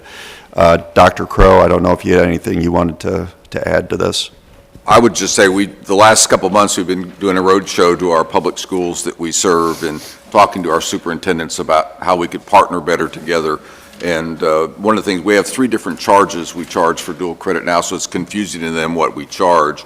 And also they're trying to get their supplemental course academy funding to go as far as they can. And they've kind of identified with us that we're doing a great job, us together, the school district, with those students that are already planning to go to college. You know, one of the things we want to do is dip down to that next tier of students and to get the college-going culture deeper into their student population. And we think this will allow them to stretch their dollars further so they can spread it over more students. So we really anticipate our enrollment going up, but particularly with that class of students that probably aren't thinking about going to college now. And so we're kind of packaging this with some other things we plan to do with their middle school students to kind of get that college-going culture more embedded into those schools in our tri-parish area that we serve. Any questions? I had just a question. Dr. Crow or Dan, you just addressed it, but what do you think the number impact would be as we talk about the possible revenue loss, but then increasing for the students over the long term, especially that demographic that's maybe not looking to a 4-year college education, but would have more exposure to LSUE and the programs there? What impact do we anticipate as far as the population that's available? Because we've just been talking about the decrease in the general population of college applicants. Yeah, I think it's a little bit hard to project, but we're going to be doing some other things besides this in the middle schools to encourage college going rates. But we anticipate our dual credit, especially we're going to do some through the LSU online initiative as well. We think that our dual credit could double in the next 5 years if we do it right, with some other things we have to do to really kind of encourage students to think about going to college. And then there really are the students that, at least at Eunice, we think we're kind of there to serve, that may not be able initially to get into LSU, but we want to get them prepared and ready to go so that when they graduate from LSUE, they're just matriculating on to LSU as well. So we think the potential is great. I think we've seen some amazing success also with the academy, where we see students graduating from high school who've had some amazing opportunities. When we look at families, especially in the rural parts of the state, the economic impact that can have for a family, that a student would already graduate with college credit, whether it be for LSUE or a 4-year institution. Yeah, we're in discussions with our superintendents right now about the number, but we think, we know we're going to have 7 students graduate this May that are going to have a degree from LSUE and a high school diploma at the same time. The superintendents think there may be a couple more in there, so I think the LSUE's done a really good job with those students that are already going to college. I think this kind of takes us to that next level to encourage more to think about higher education as an option. Any other questions? I would entertain a motion to approve. So moved. We have a motion and a second. All in favor? Aye. Any opposed? All right, with that concludes the work of the Finance Committee. I would entertain a motion to dismiss. Move. Motion. Second. All in favor? Aye. Aye. Any opposed? Mr. Chairman, thank you. Thank you very much, Mr. Chatelain. Mrs. Jones, would you please convene the Athletics Committee? Thank you, Mr. Chairman. Mr. Chairman, in accordance with Article 5, Section 3 of the bylaws, I have appointed Ms. Werner, Mr. Yarbrough, Mr. Lockett, and Mr. Chatelain as temporary members of the committee to ensure quorum. Please let the record reflect these appointments. Ms. Griffith, please call roll. Ms. Jones? Here. Ms. Werner? Here. Mr. Armater? Here. Mr. Yarbrough? Here. Mr. Brown? Here. Mr. Lockett? Here. Mr. Chatelain? Here. Mrs. Starnes? Here. Mr. Woods? Here. Madam Chairman, you have a quorum. Thank you, Ms. Griffith. I ask Joe Oliva, please present the items for the Athletic Committee. Well, thank you, and good morning. I only have one item on the agenda for you today. It is an extension and a pay raise for Coach Ogeron. In his 2.5 years as our head coach, last year he finished 6th in the country. He's had a top 5 recruiting class. I think he's represented the university extremely well. The proposal for his increase is a $500,000 increase, taking him to $4 million annually, which still has him 9th in our league, which is amazing. We have proposed some postseason incentives at a little higher rate. If he wins 10 games, a $250,000 bonus, 11 games, $350,000 bonus, and 12 wins, $500,000 bonus. I think we'd all be very happy to pay him that $500,000. I seek your approval of his extension. Thank you, Joe. Are there any questions? Madam Chair, I'd like to make a motion. All right. I'll second that motion. All right, so Mr. Starnes, motion, second by Mr. Chatelain. Is there any objection? My motion is to approve the contract for Coach Ogeron. What I assumed it was, so I second it. Yes, that's what I assumed too. Is there any objection? Okay, without objection, it is approved. I will accept a motion to conclude the Athletics Committee. Motion to conclude? Second. Second? Okay, so motion by Ms. Werner, second by Mr. Chatelain. Is there any objection? Without objection, the committee is adjourned. Mr. Chairman, the Athletics Committee is concluded. Thank you. Thank you very much. Thank you. At this time, we are going to adjourn for a brief 5-minute recess. We'll reconvene at 10:35. Yeah. Start.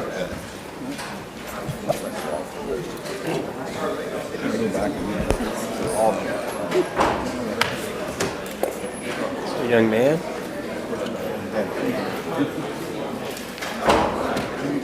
Thanks for your offer in terms of our housing. Hey, if it's, you know, I don't know if that would work, but, It is, the money is worse. I'm a lawyer by background.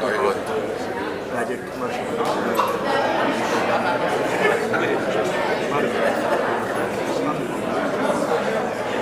well, you know, all that first started years ago in higher education. There was a lot of those bad. They were really planted developers. Parents, residents. You know the sad thing? When I came back and gone 20 years, came back to become a chancellor, I went to them and talked about the need of creating freshman-style housing. It's all corporate housing. It doesn't work for freshman housing. We had a plan. They were going to invest $3.5 million. Okay, great. There you go. Great, getting all covered. Appreciate it. Thank you so much. And they agreed to add into it, get all of that down. And Tom Skinner had not done yet, all person. And it was passed to general counsel's office over to real estate, the law firm, not to speak used. Someone who's an associate at the time, Marketforce. And she said it was never intended for that contract to be renewable. It can't be renewed. You have 40 years in it. Either give us back the land vacant or give us the building. It can't be extended. And I said, it is not so clear. She said, well, I know the intention because I drew it up as an associate. I know what would happen in the room. So she was bragging how she was there. And so LSU took her. King was brand new. Anything else this morning for me? 4 years ago. Okay, and, thank you so much. He kind of went through it. He said, well, you know, we'll work on it later. Well, it turns out that the UL system, Northwestern State, had the same. Huh?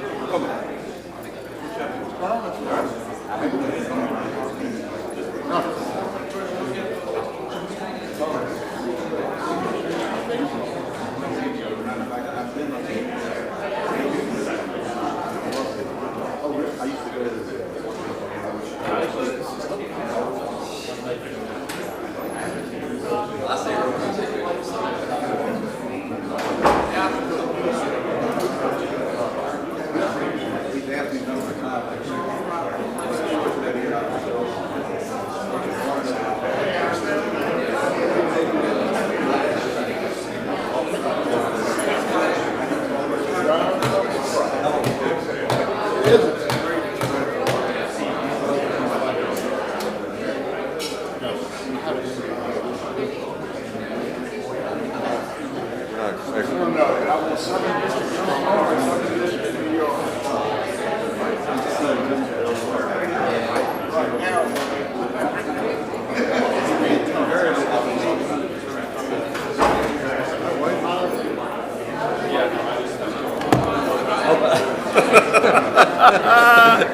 deferred it, man. I deferred it, man. Yeah.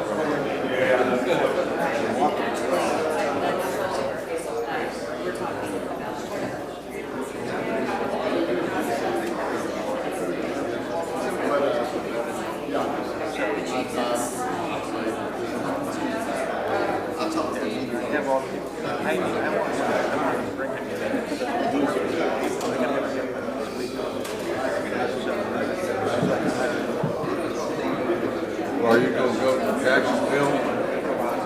Dave, you gonna go to Jacksonville?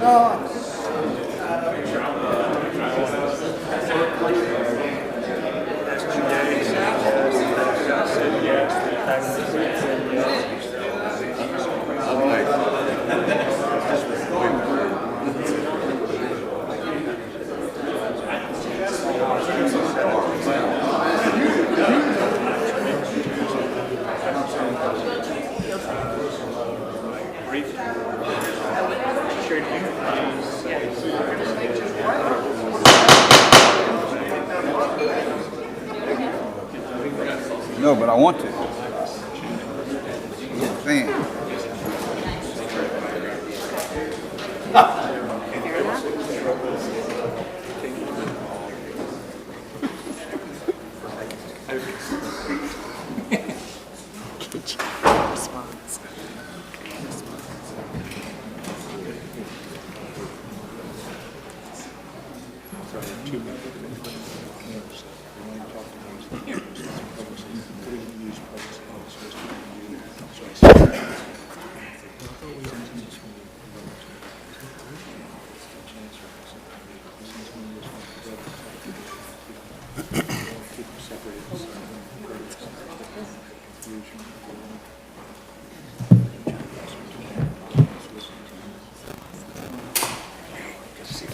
Text Robert Janff, ask him where he is. He's mediating. I know where he is. It's gonna upset him that he's not here, so I'm gonna rub it in. Got a serious mediation going on. Oh, I know 20 lawyers, he told me. I don't like to be around 2 lawyers. I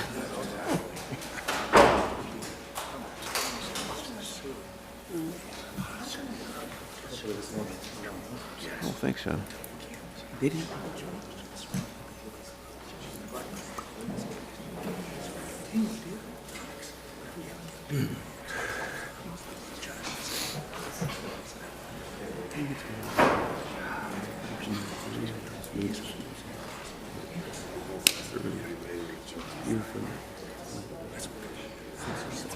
That's when they get old. And I never really Go back this way, go back. This guy's quiet. Church. Reverend Williams. Open your hymnals to Psalm 23.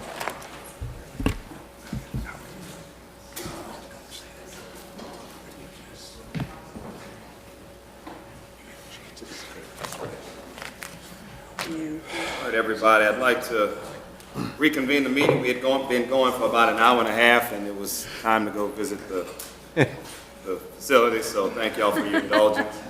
I would now like to, Mr. Woods, would you please convene the Property and Facilities Committee? Yes, sir. Not those facilities.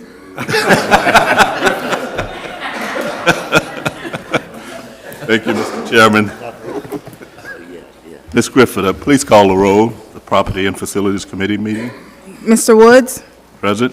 Mr. Brown? Present. Mr. Shadowland? Present. Mr. Lockett? Present. Mrs. Starnes? Here. Mr. Damp? Mr. Mallett? Here. Mr. Yarbrough? Present. Okay, Mr. Chairman, you have a quorum for committee. Thank you very much. At this time, I'd like to ask Mr. Tony Lombardo to please come and present the items for today's agenda. Thank you, Mr. Woods, members of the board. I believe we're going to defer the number 1 item to next month. Correct. So we'll start with number 2. 2 through 4 are all LSU Health Sciences Center, New Orleans. The first is to approve the execution of a cooperative endeavor agreement and related documents for lease and operation of Hankel Home and certificate of need to Louisiana Children's Medical Center. At the last board meeting, Health Sciences requested approval, and the board approved a draft cooperative endeavor agreement with the Louisiana Department of Health to transfer the Hankel Home and Rehab Center in New Orleans to the LSU Board of Supervisors. The agreement to accept ownership of the Hankel Home is contingent on the state submitting and receiving approval of a state plan amendment to provide a reasonable rate of medical reimbursement for the operation of the facility. The transaction is also contingent on reaching an agreement with a private provider to operate the facility. Today's request seeks approval of a second cooperative endeavor agreement with a subsidiary of the Louisiana Children's Medical Center for the lease and operation of the home. Are there any questions? One question, Dr. Oye, just you and I have discussed, but, and I see it in the agreement. I mean, we retain control of the CON. We retain control of who the partner is, should Children's opt to get out. Yes, sir. The home and the license and all remains with LSU. As you know, the purpose of this is to try to expand our ability to train geriatric physicians, nurses, dentists, and so forth. There's a massive shortage, and this is an opportunity for us to do this.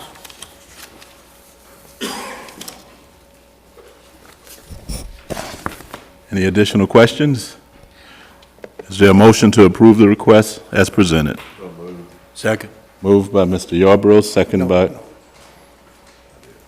you going to abstain? By Mr. Brown, moved by Mr. Brown, second by Mr. Mallett. Is there any objection? Chairman Woods, Yeah. as a member of one of the LCMC's member organizations, that being UMCMC, as a board of director, I will recuse myself from this vote. Ms. Griffith, please let the record reflect Mr. Yarborough's recusal on this motion. Yes, sir. Thank you. Mr. Lombardo, next item, please. Thank you. This is for Health Sciences Center to authorize the president to determine an acceptable university purpose for the purchase of a movable property by the LSU Healthcare Network in Laplace. The LSU Healthcare Network is an affiliated entity of the LSU Health Sciences Center in New Orleans, functioning as a faculty group practice that provides general support for its mission, including funding for faculty salaries, clinical sites for resident training. Are there any questions on the motion? Chancellor, you want to comment on it, or? Well, our faculty practice has been a very successful practice. Over the last 10 years, we've seen dramatic growth. I think the other thing we've seen is our faculty has really taken a responsibility and accountability for the care that they provide. So they've had outstanding care provided. Their gross revenue is over $140 million a year. We have about a $30 million a year overhead on that. There's different contracts that we have as well as included in that. There's an opportunity to expand our practice scope a little further down to the Laplace area. Oxford moved out of one of the hospitals in the river parishes, and many of the physicians there do not want to really work with Oxford. They prefer to work with LSU, which we welcome. And there's an opportunity to purchase an area, a building that we can use for expansion of our medical offices. And this would be helpful for us, so that's what we'd like to do. Thank you. Any questions? Is there a motion to approve the request as presented? So moved. Moved by Mr. Brown, second by Mr. Yarborough. Is there any objection? Without objection, it's approved. Mr. Lombardo, the last item, please. Thank you. Item 4 is LSU Health Sciences to revise prior approval of a joint agreement to develop residential housing with Provident Group HSC Properties Incorporated and LSU Health Foundation, New Orleans, and determination of an acceptable university purpose. At the June 18 board meeting, LSU Health Sciences Center New Orleans was granted board approval to enter into a joint agreement along with LSU Health Foundation and Provident Group HSC Properties related to building new student housing adjacent to the downtown campus. Due to changing market conditions, including cost of capital, materials, labor, and some difficulty in acquiring property, the parties now recognize that the scope of the project requires some revision to remain financially viable. Because of these proposed changes, LSU Health Sciences no longer needs to have a role specifically in the partnership and requests board approval to revise the draft joint agreement and withdraw LSU Health Sciences Center as a partner, leaving only two partners, the LSU Health Foundation and Provident Group HSC Properties. Any questions? I have a question. Can we elaborate a little bit more about, we're going down from 900 beds to 600 beds, is that correct? Can you all elaborate more on that? There was a market study done by the developer that arrived at that particular opportunity. Okay.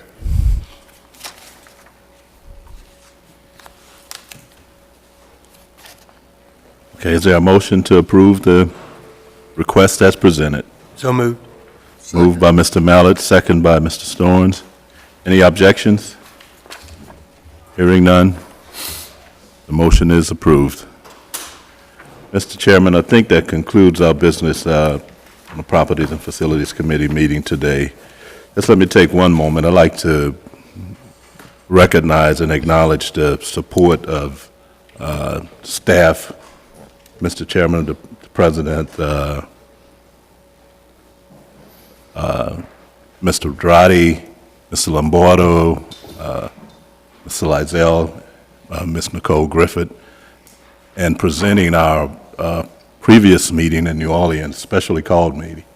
The work that the staff did there I thought was fantastic, and they did a good job of pulling it together for the community on short notice.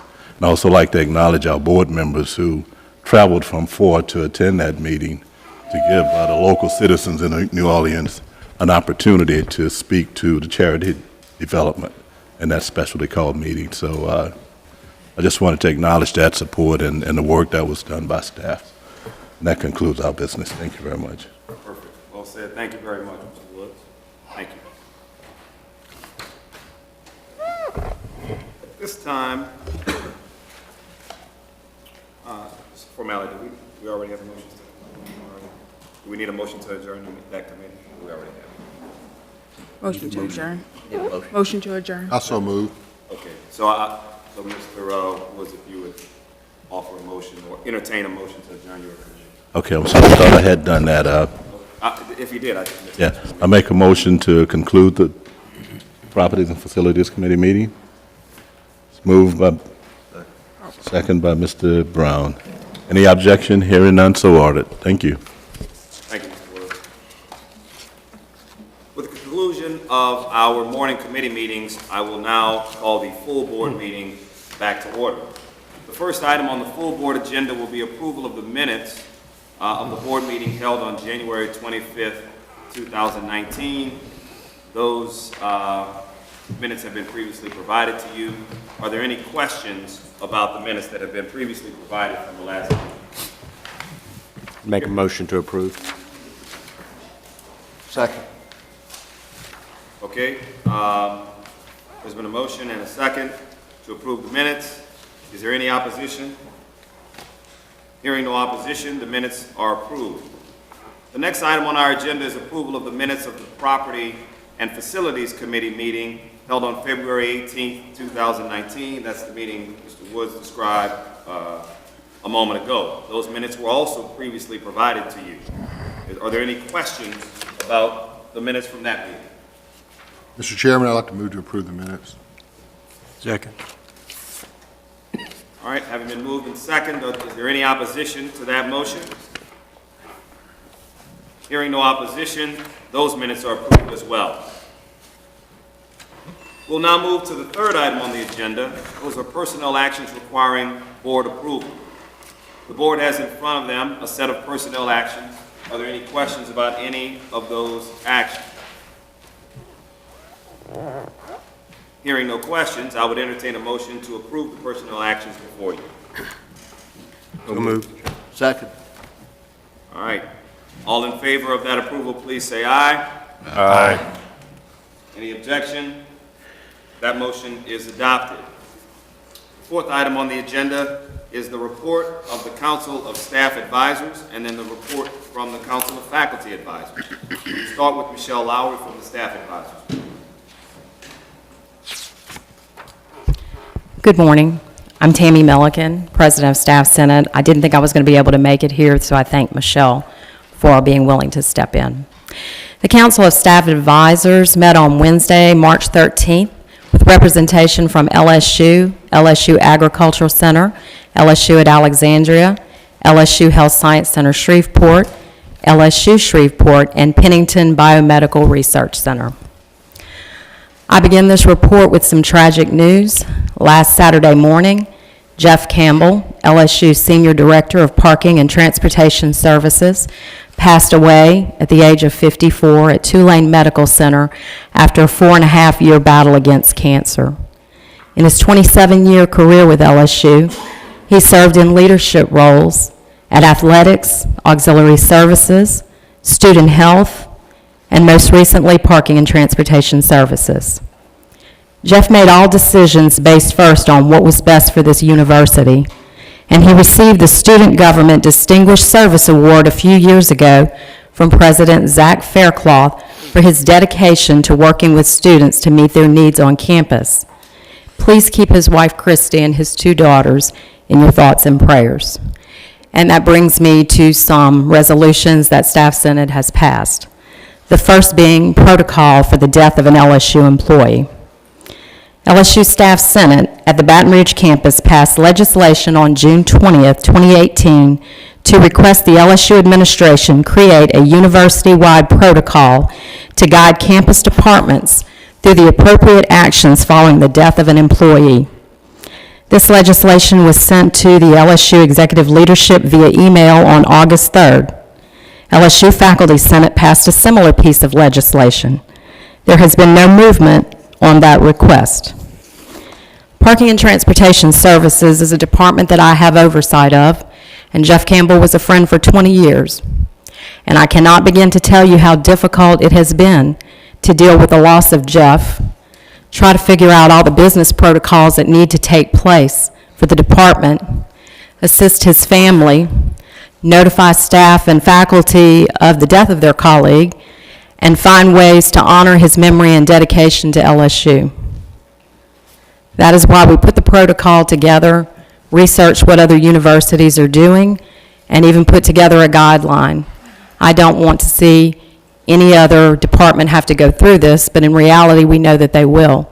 It is necessary to have this resolution move forward. The next resolution that was passed was on inclusion of Staff Senate on hiring committees. The LSU Staff Senate at Baton Rouge passed legislation on February 20th to request the LSU administration provide LSU Staff Senate with representation on all critical hire search committees for any position with the potential for significant impact on the fulfillment of the institutional mission. This legislation was sent to the LSU executive leadership via email on February 22nd, 2019, and there has been no movement on this request. While Staff Senate has been included on some searches, such as the search for our new provost, we have not been included on others, such as the search for the new AVP for Human Resources. We were added to that committee after sharing our concern with President Alexander and Provost Haney, and we really appreciate you adding us to that committee. We are not, however, represented on the Vice President for Research and Economic Development or Vice President for Student Affairs searches.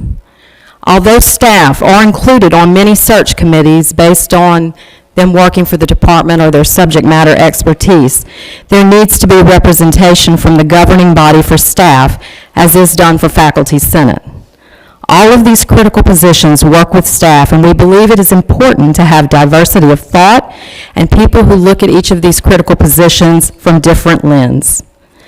LSU has a dedicated group of staff members who are committed to students and loyal to this university through difficult times, and they are happy to remain in the background supporting the university's mission and our students and faculty. Yet it is becoming increasingly difficult to convince my colleagues that their service to this university is valued, based on issues like the ones I've mentioned. But I always like to end on a positive note. I wanted to let you know that Staff Senate recently awarded several scholarships to students of staff members and to staff members pursuing a degree. We will also hold 2 staff receptions to welcome staff members who have joined the university in the past year. We are also planning a Staff Appreciation Week, April 22nd through the 26th, with several activities to thank staff members for their service, culminating with Staff Night at Alex Box, where Campus Federal Credit Union will cook and serve jambalaya before the game. Staff members will receive a free ticket to the game and reduced ticket prices for family. And Staff Senate will provide T-shirts, cookie cake, and soft drinks to staff and their family. We know that this does not do everything that they need, but we want to do our small part to let them know that it is necessary for them to be here and that they're doing a good job. The next meeting of the Council of Staff Advisors is scheduled for Wednesday, April 24th. Thank you. Thank you very much. I think your point about being included is well taken. I'm sure that the president, the provost, and everyone else is working with you all, and I think your desire for a systematic way to be included in those discussions is a good point. And so I look forward to hearing from you in your report at our next meeting about the progress y'all have made in trying to resolve your council's concern. And I will say that they are both very accessible, meet with us regularly. We do understand there's been a lot going on, and we just wanted to bring this back up so that we can make sure we move forward on both. Sure, I don't doubt it, and I look forward to hearing more about that at the next meeting. Thank you. Tammy, also, you know my commitment as a faculty and staff member, Yes. that I'd like to have staff involvement in that as well. You do. So we, in the provost committee, and we can certainly work on that and expedite that as quickly as possible and get, so think about who you might want to have on some of those other committees. As the protocol with regarding a death, I'd certainly love to see the comparisons and the comparative work that you've done. We do have a lot of situations like this, both on the faculty side of things, student side of things, Yes. and staff side of things. So I'd like to see what some of the other universities have done and the data that you've collected. Glad to provide that. Thank you. Thank you, Tammy. Thank you very much again. Dr. Ken McMillan, please come forward and provide remarks from the Council of Faculty Advisors. Thank you, Chair, President, Board of Supervisors. It is a pleasure to come here, and I want to start off and change what I was originally going to say. I want to reemphasize that whether it's academic affairs or whether it's finance and administration, under Dr. Haney and Dr. Lozelle's leadership, the faculty are involved in virtually not every decision, but at least being apprised and pretty much know what's going on. The faculty leadership do, and we're very appreciative of that opportunity that we're actually building shared governance from the ground up the way it probably ought to be. In that regard, then, in building on the collaboration that we have with OAA and FNA, we also cooperate with staff. We're fully supportive of all of the resolutions that they put forward, and I can honestly say that the leadership of the faculty and staff have never worked more closely together than in the past couple of years. I don't want to leave out the students because Stuart's been a very good leader for student government, and he and I, again, collaborate on several things, and that leads me into what we will discuss at our 2 p.m. our 3 p.m. Faculty Senate meeting this afternoon. The student government proposed student rights and responsibilities, and so the provost and vice provost and I met with various students, and so we will have our second reading of student rights and responsibilities this afternoon. Even though it's oriented towards the students, quite honestly, that 1 or 1.5 page condensation of all the policies that we have regarding student, classroom, instructor, all of those rights and responsibilities will be a condensation, and then there will be links to the more detailed policies and regulations. That is really a step forward for us, that we have a common ground for everybody to say this is a starting point for what we expect in our classroom and our instructor and student interactions. Not to bring up a sore point, but in some cases, faculty are not able to afford legal defense funds for a variety of reasons and for a variety of causes. And so our second resolution that we'll have a second reading on is establishment of legal defense fund for faculty. Then we have 3 new resolutions. We visited with the provost and with our interim graduate dean, and in order to bring shared governance into more focus with our graduate programs, we will again revisit election of graduate council membership rather than having those members appointed to be advisory to the dean of the grad school. We think that will fulfill 2 purposes. It will renew some revitalization in our graduate programs and our graduate faculty in trying to recruit graduate students and to maintain the high quality we have with our graduate research and education opportunities, but we'll also then be able to more fully fulfill our mandate to develop educational policy as the board has dictated. Next item, even though we're trying to look at various aspects of the budget, one of the aspects that is vitally important to our research and scholarly activities are having adequate library resources.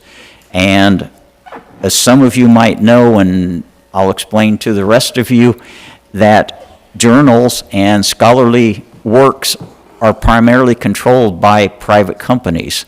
And those private companies continue to increase their subscription costs. And so in an effort to minimize the $2 million plus with one company alone, then we will revisit with the library dean a proposal on actually streamlining our costs in that regard so that we still provide the same scholarly access to those journals that that one company controls, but we will reduce our costs overall because, quite honestly, we can't continue to have escalating costs with only one company. So in that regard, the faculty, again, is very involved with budgetary decisions and academic and scholarly activity decisions. The last item, and President Alexander and I have talked, and neither of us has a good solution, but we know that one of our pillars of our flagship 2025 planning document is wellness. And we know that each of us is responsible for our own health outcomes, regardless of what genetics that we might have. And we're finding out that we're a part of the national trend that tobacco use and vaping use is becoming rampant among our young adults. And so in that regard, we will have a resolution this afternoon that will hopefully provide some program and educational opportunities so that we can expand upon what we're trying to do now even further, so that our students and some of our staff and faculty who still continue with those habits actually understand some of the health implications.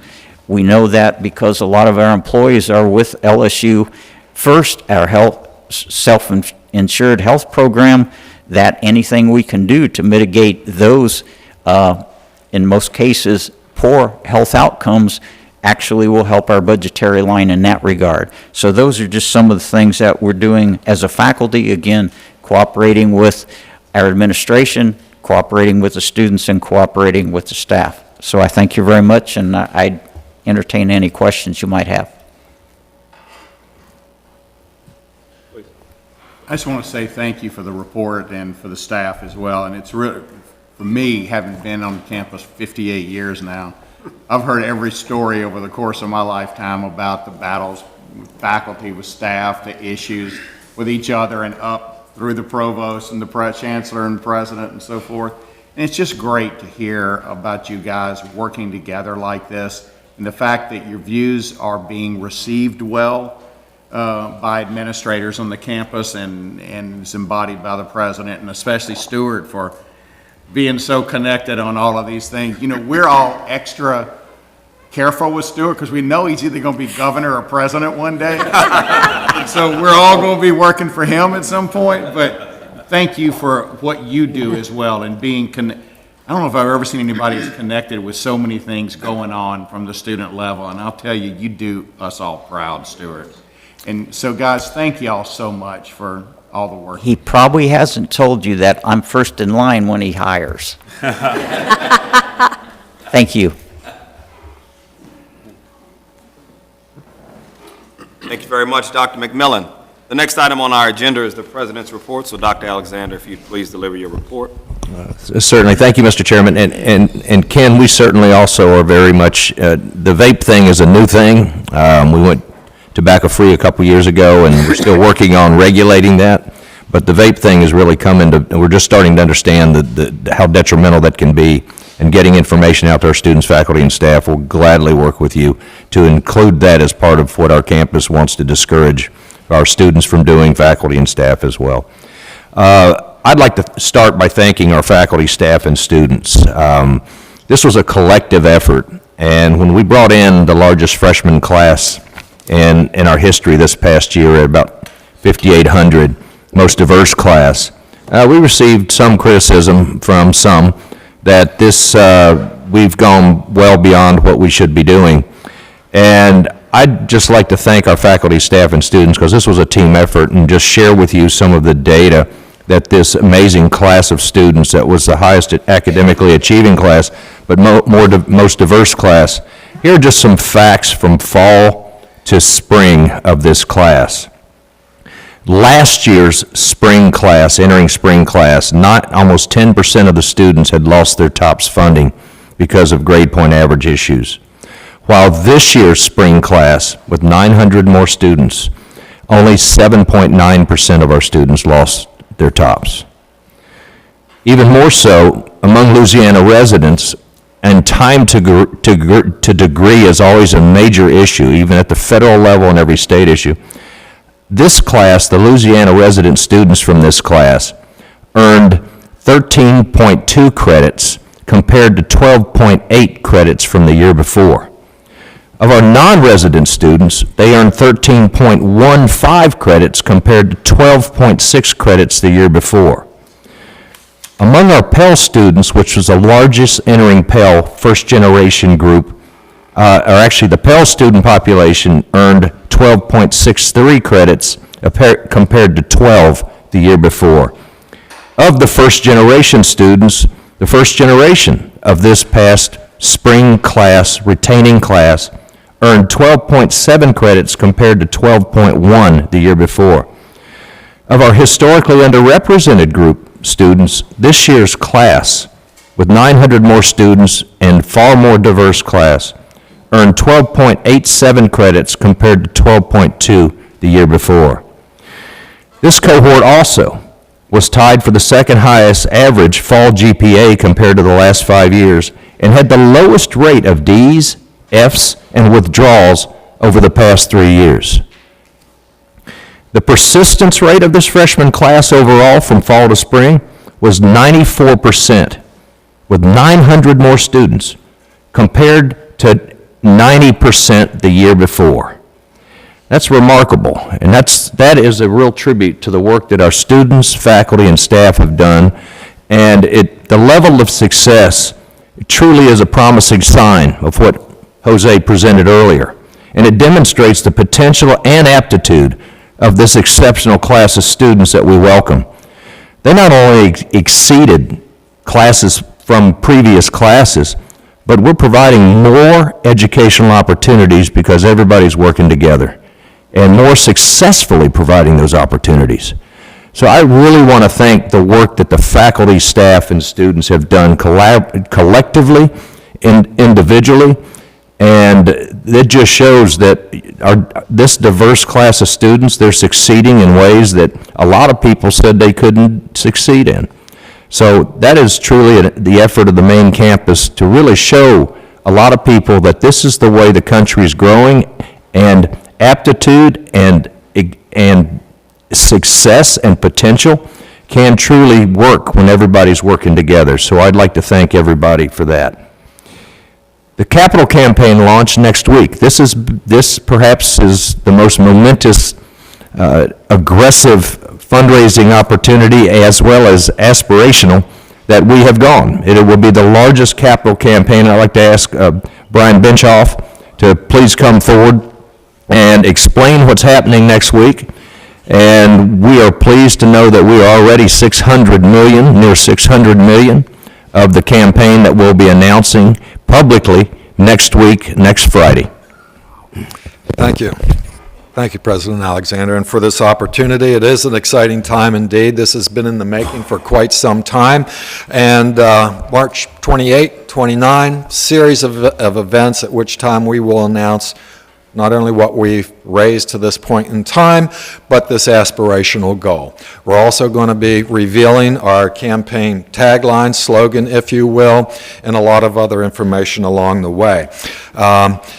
Consistent with President Alexander's vision for this campaign, he already mentioned the state's single largest fundraising effort ever. That will be the case.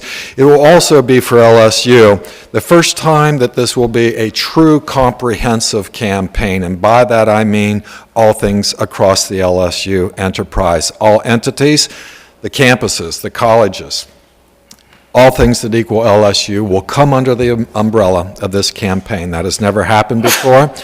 And it's easy to say the words collaboration, comprehensive, all-encompassing, but I'm very pleased and proud to be able to stand before you today and say that it's just not words, it's true. From the day I walked in the door 18 months ago, every step along the way, I look at the chancellors across this table, the deans across the campus, university leadership, university leadership volunteers. Everyone has embraced this. Everyone has bought into it. And that spirit of collaboration is beyond compare. We could not ask for more. We're in a very good situation as we launch this campaign publicly. And yes, that's what the public launch is about, but I'd suggest it's also about a lot more. It's not just the launch of this public campaign. It's a launch of a new era for LSU fundraising, for LSU collaboration, all of our advancement efforts. This will set the stage for the years to come. To our media folks in the room, leading up to the public announcement, you'll be getting a complete media packet. We hope you will join us on Friday at noon. That's the culmination event that will take place on the parade grounds. That is, we're billing as the community and campus celebration of this event. Students, faculty, staff, the community at large. It's going to be a celebratory atmosphere. Food, live music, short presentation, all of which designed to celebrate and launch this monumental effort going forward. I want to thank this board for your participation. I haven't looked at the RSVP list lately, but I saw many, many names. I really appreciate your participation in what we're going to put in motion in a short few days. One last comment, if I may, in wrapping up. Some people will say to me or comment that this is, the Foundation's campaign, the LSU Foundation's campaign. I'd suggest that that's really not the case. The foundation, our role, yes, we are the conduit.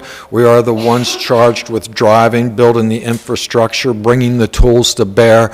At the end of the day, this is the university's campaign. Every campus, every college, every administrative unit that will be participating individually and collectively, those successes in this comprehensive campaign will ultimately put us where we need to be at its conclusion. So with that, again, I thank you. I hope everyone in this room and anyone you can encourage to be there to do so.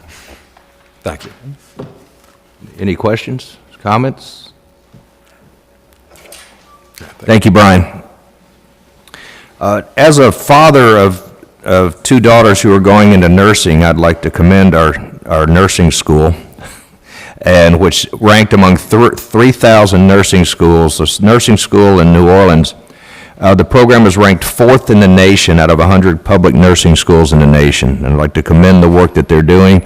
We all know the demand on nursing has never been higher, and we feel that from Shreveport all the way to New Orleans. And we know that demand is there, but it's a double benefit to us to have a top 5 nursing school as ranked by the Nursing Schools Almanac.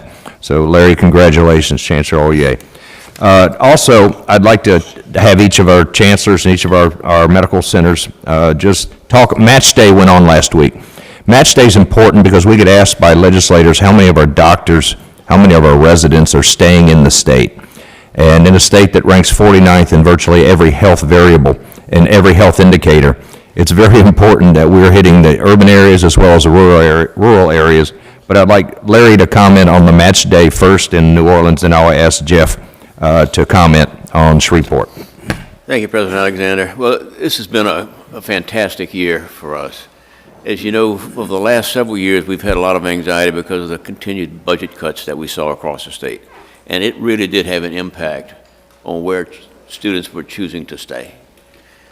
This year, I'm really pleased to see that 49% of the LSU New Orleans graduates chose to stay in Louisiana to train. And something that is most satisfying for me is that of those staying in the state, 81% chose to stay at one of our LSU residency programs. That's really, really good. The other aspect of this is that we keep looking at the rural communities and how we get primary care for them. In many of the years, we've had a third or a little less than a third of those students going into a primary care specialty. This year, 54% chose a primary care specialty, which is really outstanding. And we sort of always in New Orleans look and see what, we sort of feel that we're, between LSU, between New Orleans and Shreveport, are really training the physicians of the state. 70% of the doctors practicing trained at one of the LSU institutions.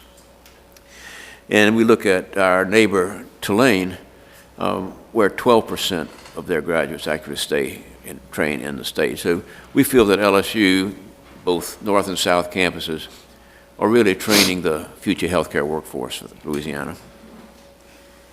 Okay. Jeff, please. Thank you, President Alexander. Jeff Reynolds, Vice Chancellor of Admin and Finance at the Health Sciences Center in Shreveport. And I'd just like to echo real briefly very similar numbers that Dr. Olay talked about. You know, for our fourth-year graduate students that are graduating here in May, we placed 116 of them, of course, across the country, but also within Louisiana.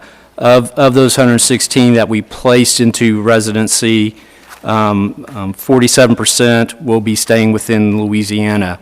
And of that 47%, that 81% that Dr. Ollier just mentioned, either staying at Shreveport or the Health Sciences Center down in New Orleans. And, you know, we're going to have the 22% of that 116 will be staying up in Shreveport, and then the rest will be going down to New Orleans and entering into those residency programs.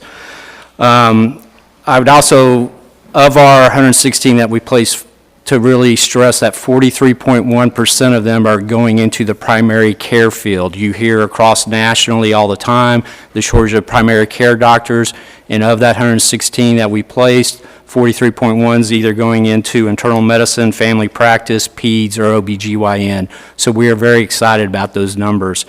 And the other piece I just want to touch base on real quick, we, you know, for the residents that are our resident positions at the Health Sciences in Shreveport, we have 125 of those, and we were able to fill all 100% of those. So, you know, we're bringing, we're taking the 22% from our graduating class, and then filling those other positions from the other medical schools across the country. But I really think it is a case where in the past we've struggled to fill all those positions because of the budget uncertainties and the issues that we've been facing with the budget. And we were able to fill them all because the state has, stepped up, made a commitment, stabilized its financing. And also, I'd like to say that the new partnership up in Shreveport, there's a lot of excitement behind that, a lot of, people seeing improvements up there, which I think has also enticed a lot of the students to come in and be willing to come to Shreveport and finalize their training through that residency program. And that's really all I've got to say, and thank you, Mr. President. Okay. Any comments, questions? It's amazing, and they both told me it's amazing what just even a stable budget can help us achieve, and without worrying about budget reductions. And I'd like to thank the governor for giving us this opportunity to excel. And now we can perhaps talk about funding even greater successes as we go forward. I'd like to just talk about a couple student successes that we rarely read about or see, but we have some absolutely phenomenal students. First, Junior Bailey Tinsley. Bailey Tinsley from the Manship School of Mass Communication was named as one of the top 15 American advertising students by the federal student in the United States, a top honor, top 15 in advertising. Noah Harper, a sophomore in the LSU College of Agriculture, majoring in plant and soil systems, was just received a national scholarship, agricultural highly competitive scholarship, and Harper received this scholarship from the Consultants Foundation for the Environment of Agriculture and Education, and what is considered the Jensen Memorial National Scholarship. In the law area, we had two students, Brianna Falcon and Joe Heaton, who were crowned as the national champions in the Leifowitz National Trademark Law Moot Court Competition at the U.S. Court of Appeals of the Federal Circuit in Washington, D.C.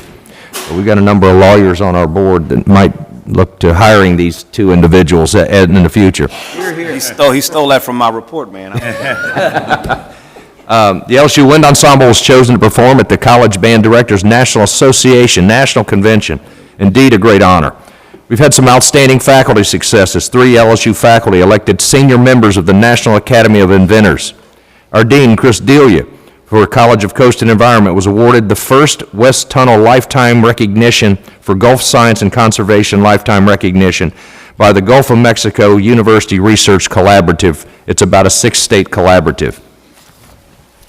Research wins of School of Veterinary Medicine continues to succeed in acquiring research dollars. The School of Veterinary Medicine has been awarded a $11.5 million funding over 5 years to the National Institutes of Health, NIH, to launch the Center on Lung Biology and Disease. Yoja Sani, also in the Department of Veterinary Medicine, the School of Veterinary Medicine, in the Department of Comparative Biomedical Sciences, recently received it was a $2.7 million outstanding new Environmental Sciences Award from the National Institute of Environmental Health Sciences to conduct innovative research on ozone-induced lung diseases. I'd also like to take this moment to acknowledge the passing of Dr. Bill Pryor, Boyd Professor of Chemistry. Dr. Pryor came to LSU in 1963 and earned the rank of Boyd Professor, which is LSU's highest academic rank, as early as 1972. Throughout his career, he received more than 25 national and international medals and honors, and authored more than 25 books and more than 800 articles. He will be dearly missed by his fellow Boyd professors and professors throughout the campus, as well as our students. Congratulations on our athletic achievements, the SEC gymnastics champions, men's basketball, NCAA indoor pole vault champion, Mondo Duplantis, whose brother is on our baseball team, and Paul Maneri said that the baseball Duplantis is the worst athlete in the family. Skylar Mays, our two-guard on the men's basketball team, was selected first-team academic All-American and men's basketball Scholar Athlete of the Year for the Southeastern Conference. Quite an achievement. Tremont Waters, Defensive Player of the Year. Rayvon Gregg, NCAA Indoor Champion. Men's track and field reached third place, a bronze medal in the NCAA Indoor Championships. And I'd also like to probably announce, I'm probably jumping the gun here, Stacy, but Gabrielle Gonzalez, I can't announce it. Okay, she gave me a no. I'll announce it in 6 weeks. Yes, you will. I'd also like to predict that coming May, we will have the largest graduating class, or at least the second largest, but maybe the first largest graduating class of virtually every category in the history of LSU. And I'd like to thank our marching band and our queen, the Zulu Queen, for going down and representing LSU in the Zulu Parade in Mardi Gras. And they did an outstanding job, 300 strong, made a great statement for LSU in New Orleans, and it was indeed a thrill to be a part of Zulu for the first time in history. So congratulations to all of those accomplishments, and once again, thank our faculty and staff and students for making these things happen. Mr. Chair, I conclude my remarks. Thank you, Mr. President. Next, we have 3 reports that require board approval to accept. These reports were previously provided to you for your review and consideration. They are the financial year 19 LSU metric data, the facility summary reports, and the internal audit summary financial year 19 first quarter. Are there any questions about any of these 3 reports that require your approval? Any questions? Hearing no questions, I'd like to entertain a motion for acceptance. Move the adoption. Is there a second? Second. All in favor, please say aye. Aye. If there's any opposition, please say nay. The motion is adopted. The next item on the agenda are the committee reports from earlier today. I'd like to entertain one motion to approve all committee actions that were approved today. So move. Is there a second? Second. All in favor of that motion, please signify by saying aye. Aye. Is there anyone opposed to the motion, please say nay. Mr. Chairman, I'd like for my previous recusal to stand for item number 2 on Properties and Facilities Committee. Thank you very much, Mr. Yarborough. Ms. Griffith, please note that for the minutes. Any opposition? Hearing no opposition, the motion is adopted. The final item on the agenda is the chairman's report. I'll start by saying that the president did steal one of my items with the LSU law students. Congratulations to them. That is a significant accomplishment. On January 29th, so after our last meeting, I had the opportunity to present awards during the Faculty and Staff Recognition Jazz Brunch, which recognized employees that had served the university 25, 30, 35, 40, 45, 50, and 55 years at LSU. It was a tremendous event, and it was very rewarding, and I just want to say publicly congratulations to the faculty and staff who were recognized during that brunch. I can't think of her name now, but I was reading on the program, and it was, I can't remember her name, it was so whatever the name was, Bro. And I was like, who is that? And then Dee Dee Bro walks up, and I said, oh, well, I don't only know you as the other thing. But it was amazing for her record of success at the university and all of these employees who provided such invaluable service. I do want to say, and this was given to me by a student, Jordan Williams, no relation, even though I have a daughter named Jordan Williams. This Jordan Williams is an LSU student, no relation, was part of a team of LSU accounting students that are going to advance to a national competition held by Deloitte. They advanced to nationals by winning the regional competition against University of Kansas, University of Arkansas, Oklahoma State University, and the University of Mississippi. It's a competition called the Audit Innovation Campus Challenge, where students have to test their research and thinking skills by applying audit technology. I know Mr. Mallett loves this. Audit technology to a real-world business issue. And our students here at LSU are now going on to the finals of that competition nationally. So congratulations to the College of Business and to the team there. As the president said, the marching band, the Golden Band from Tigerland, did participate in the Zulu Parade this year. And I just want to read from a letter. New Orleans City Councilman Joseph Giruso sent a letter to me, and the letter says, "What a thrill it was for me and my family to see the LSU marching band pass the Gallia Hall stands during their first Zulu Parade. A beautiful sight on a beautiful day. It was great seeing them during Mardi Gras. My younger daughter is a huge LSU fan and was super pumped to see the band up close and personal. Hope the LSU students enjoyed it as much as we did." So I think that really captures the sentiment of what we accomplished with our effort there. And, you know, we're always trying to emphasize that we are the flagship for the university. We're not North Louisiana University. We're not South Louisiana University. We are all of Louisiana State University. And so we were in New Orleans during Mardi Gras. Our meeting last month in Shreveport was fantastic. Every time I go to that campus, Chancellor Clark, I fall more in love with it. They're doing amazing things there. The technology, the setup, the reception we had on that campus was tremendous for that meeting, as well as the opportunity to visit with the legislative delegation while we were there. So that was very productive, and it was good to be in that part of the state visiting with those folks who love LSU up there and to conduct our business while up there. I also want to thank Chairman Woods. He thanked everyone else, but I want to thank you for the meeting in New Orleans, for organizing the committee meeting of the Property and Facilities Committee on the very important Charity Hospital project, and I think the meeting was well received by the public, and thank you to all of the members who attended. Finally, I want to say I'm pleased to share an exciting development, and that is LSU is building on the success of our Department of Construction Management. And we intend to establish a School of Construction Management for enrollment to start in 2020. This is an exciting development, very badly needed in our state, and as the flagship and a leader in this industry, we look forward to this exciting development. And the university officials will be working in the coming months to working along with industry leaders to make this development a reality and a success. President looks like he wants to say something.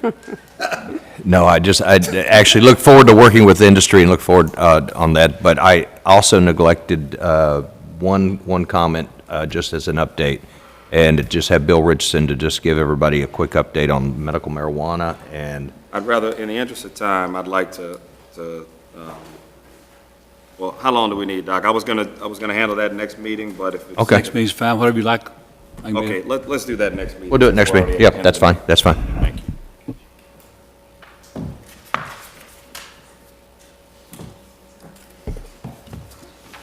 Okay, that concludes everything that I have to say. Our next meeting will be on April 26th, right here in Baton Rouge. I'd like to entertain a motion to adjourn our meeting. So moved. Is there a second? Second. Any objection? Meeting's adjourned. Thank you. Got my permit back. Huh?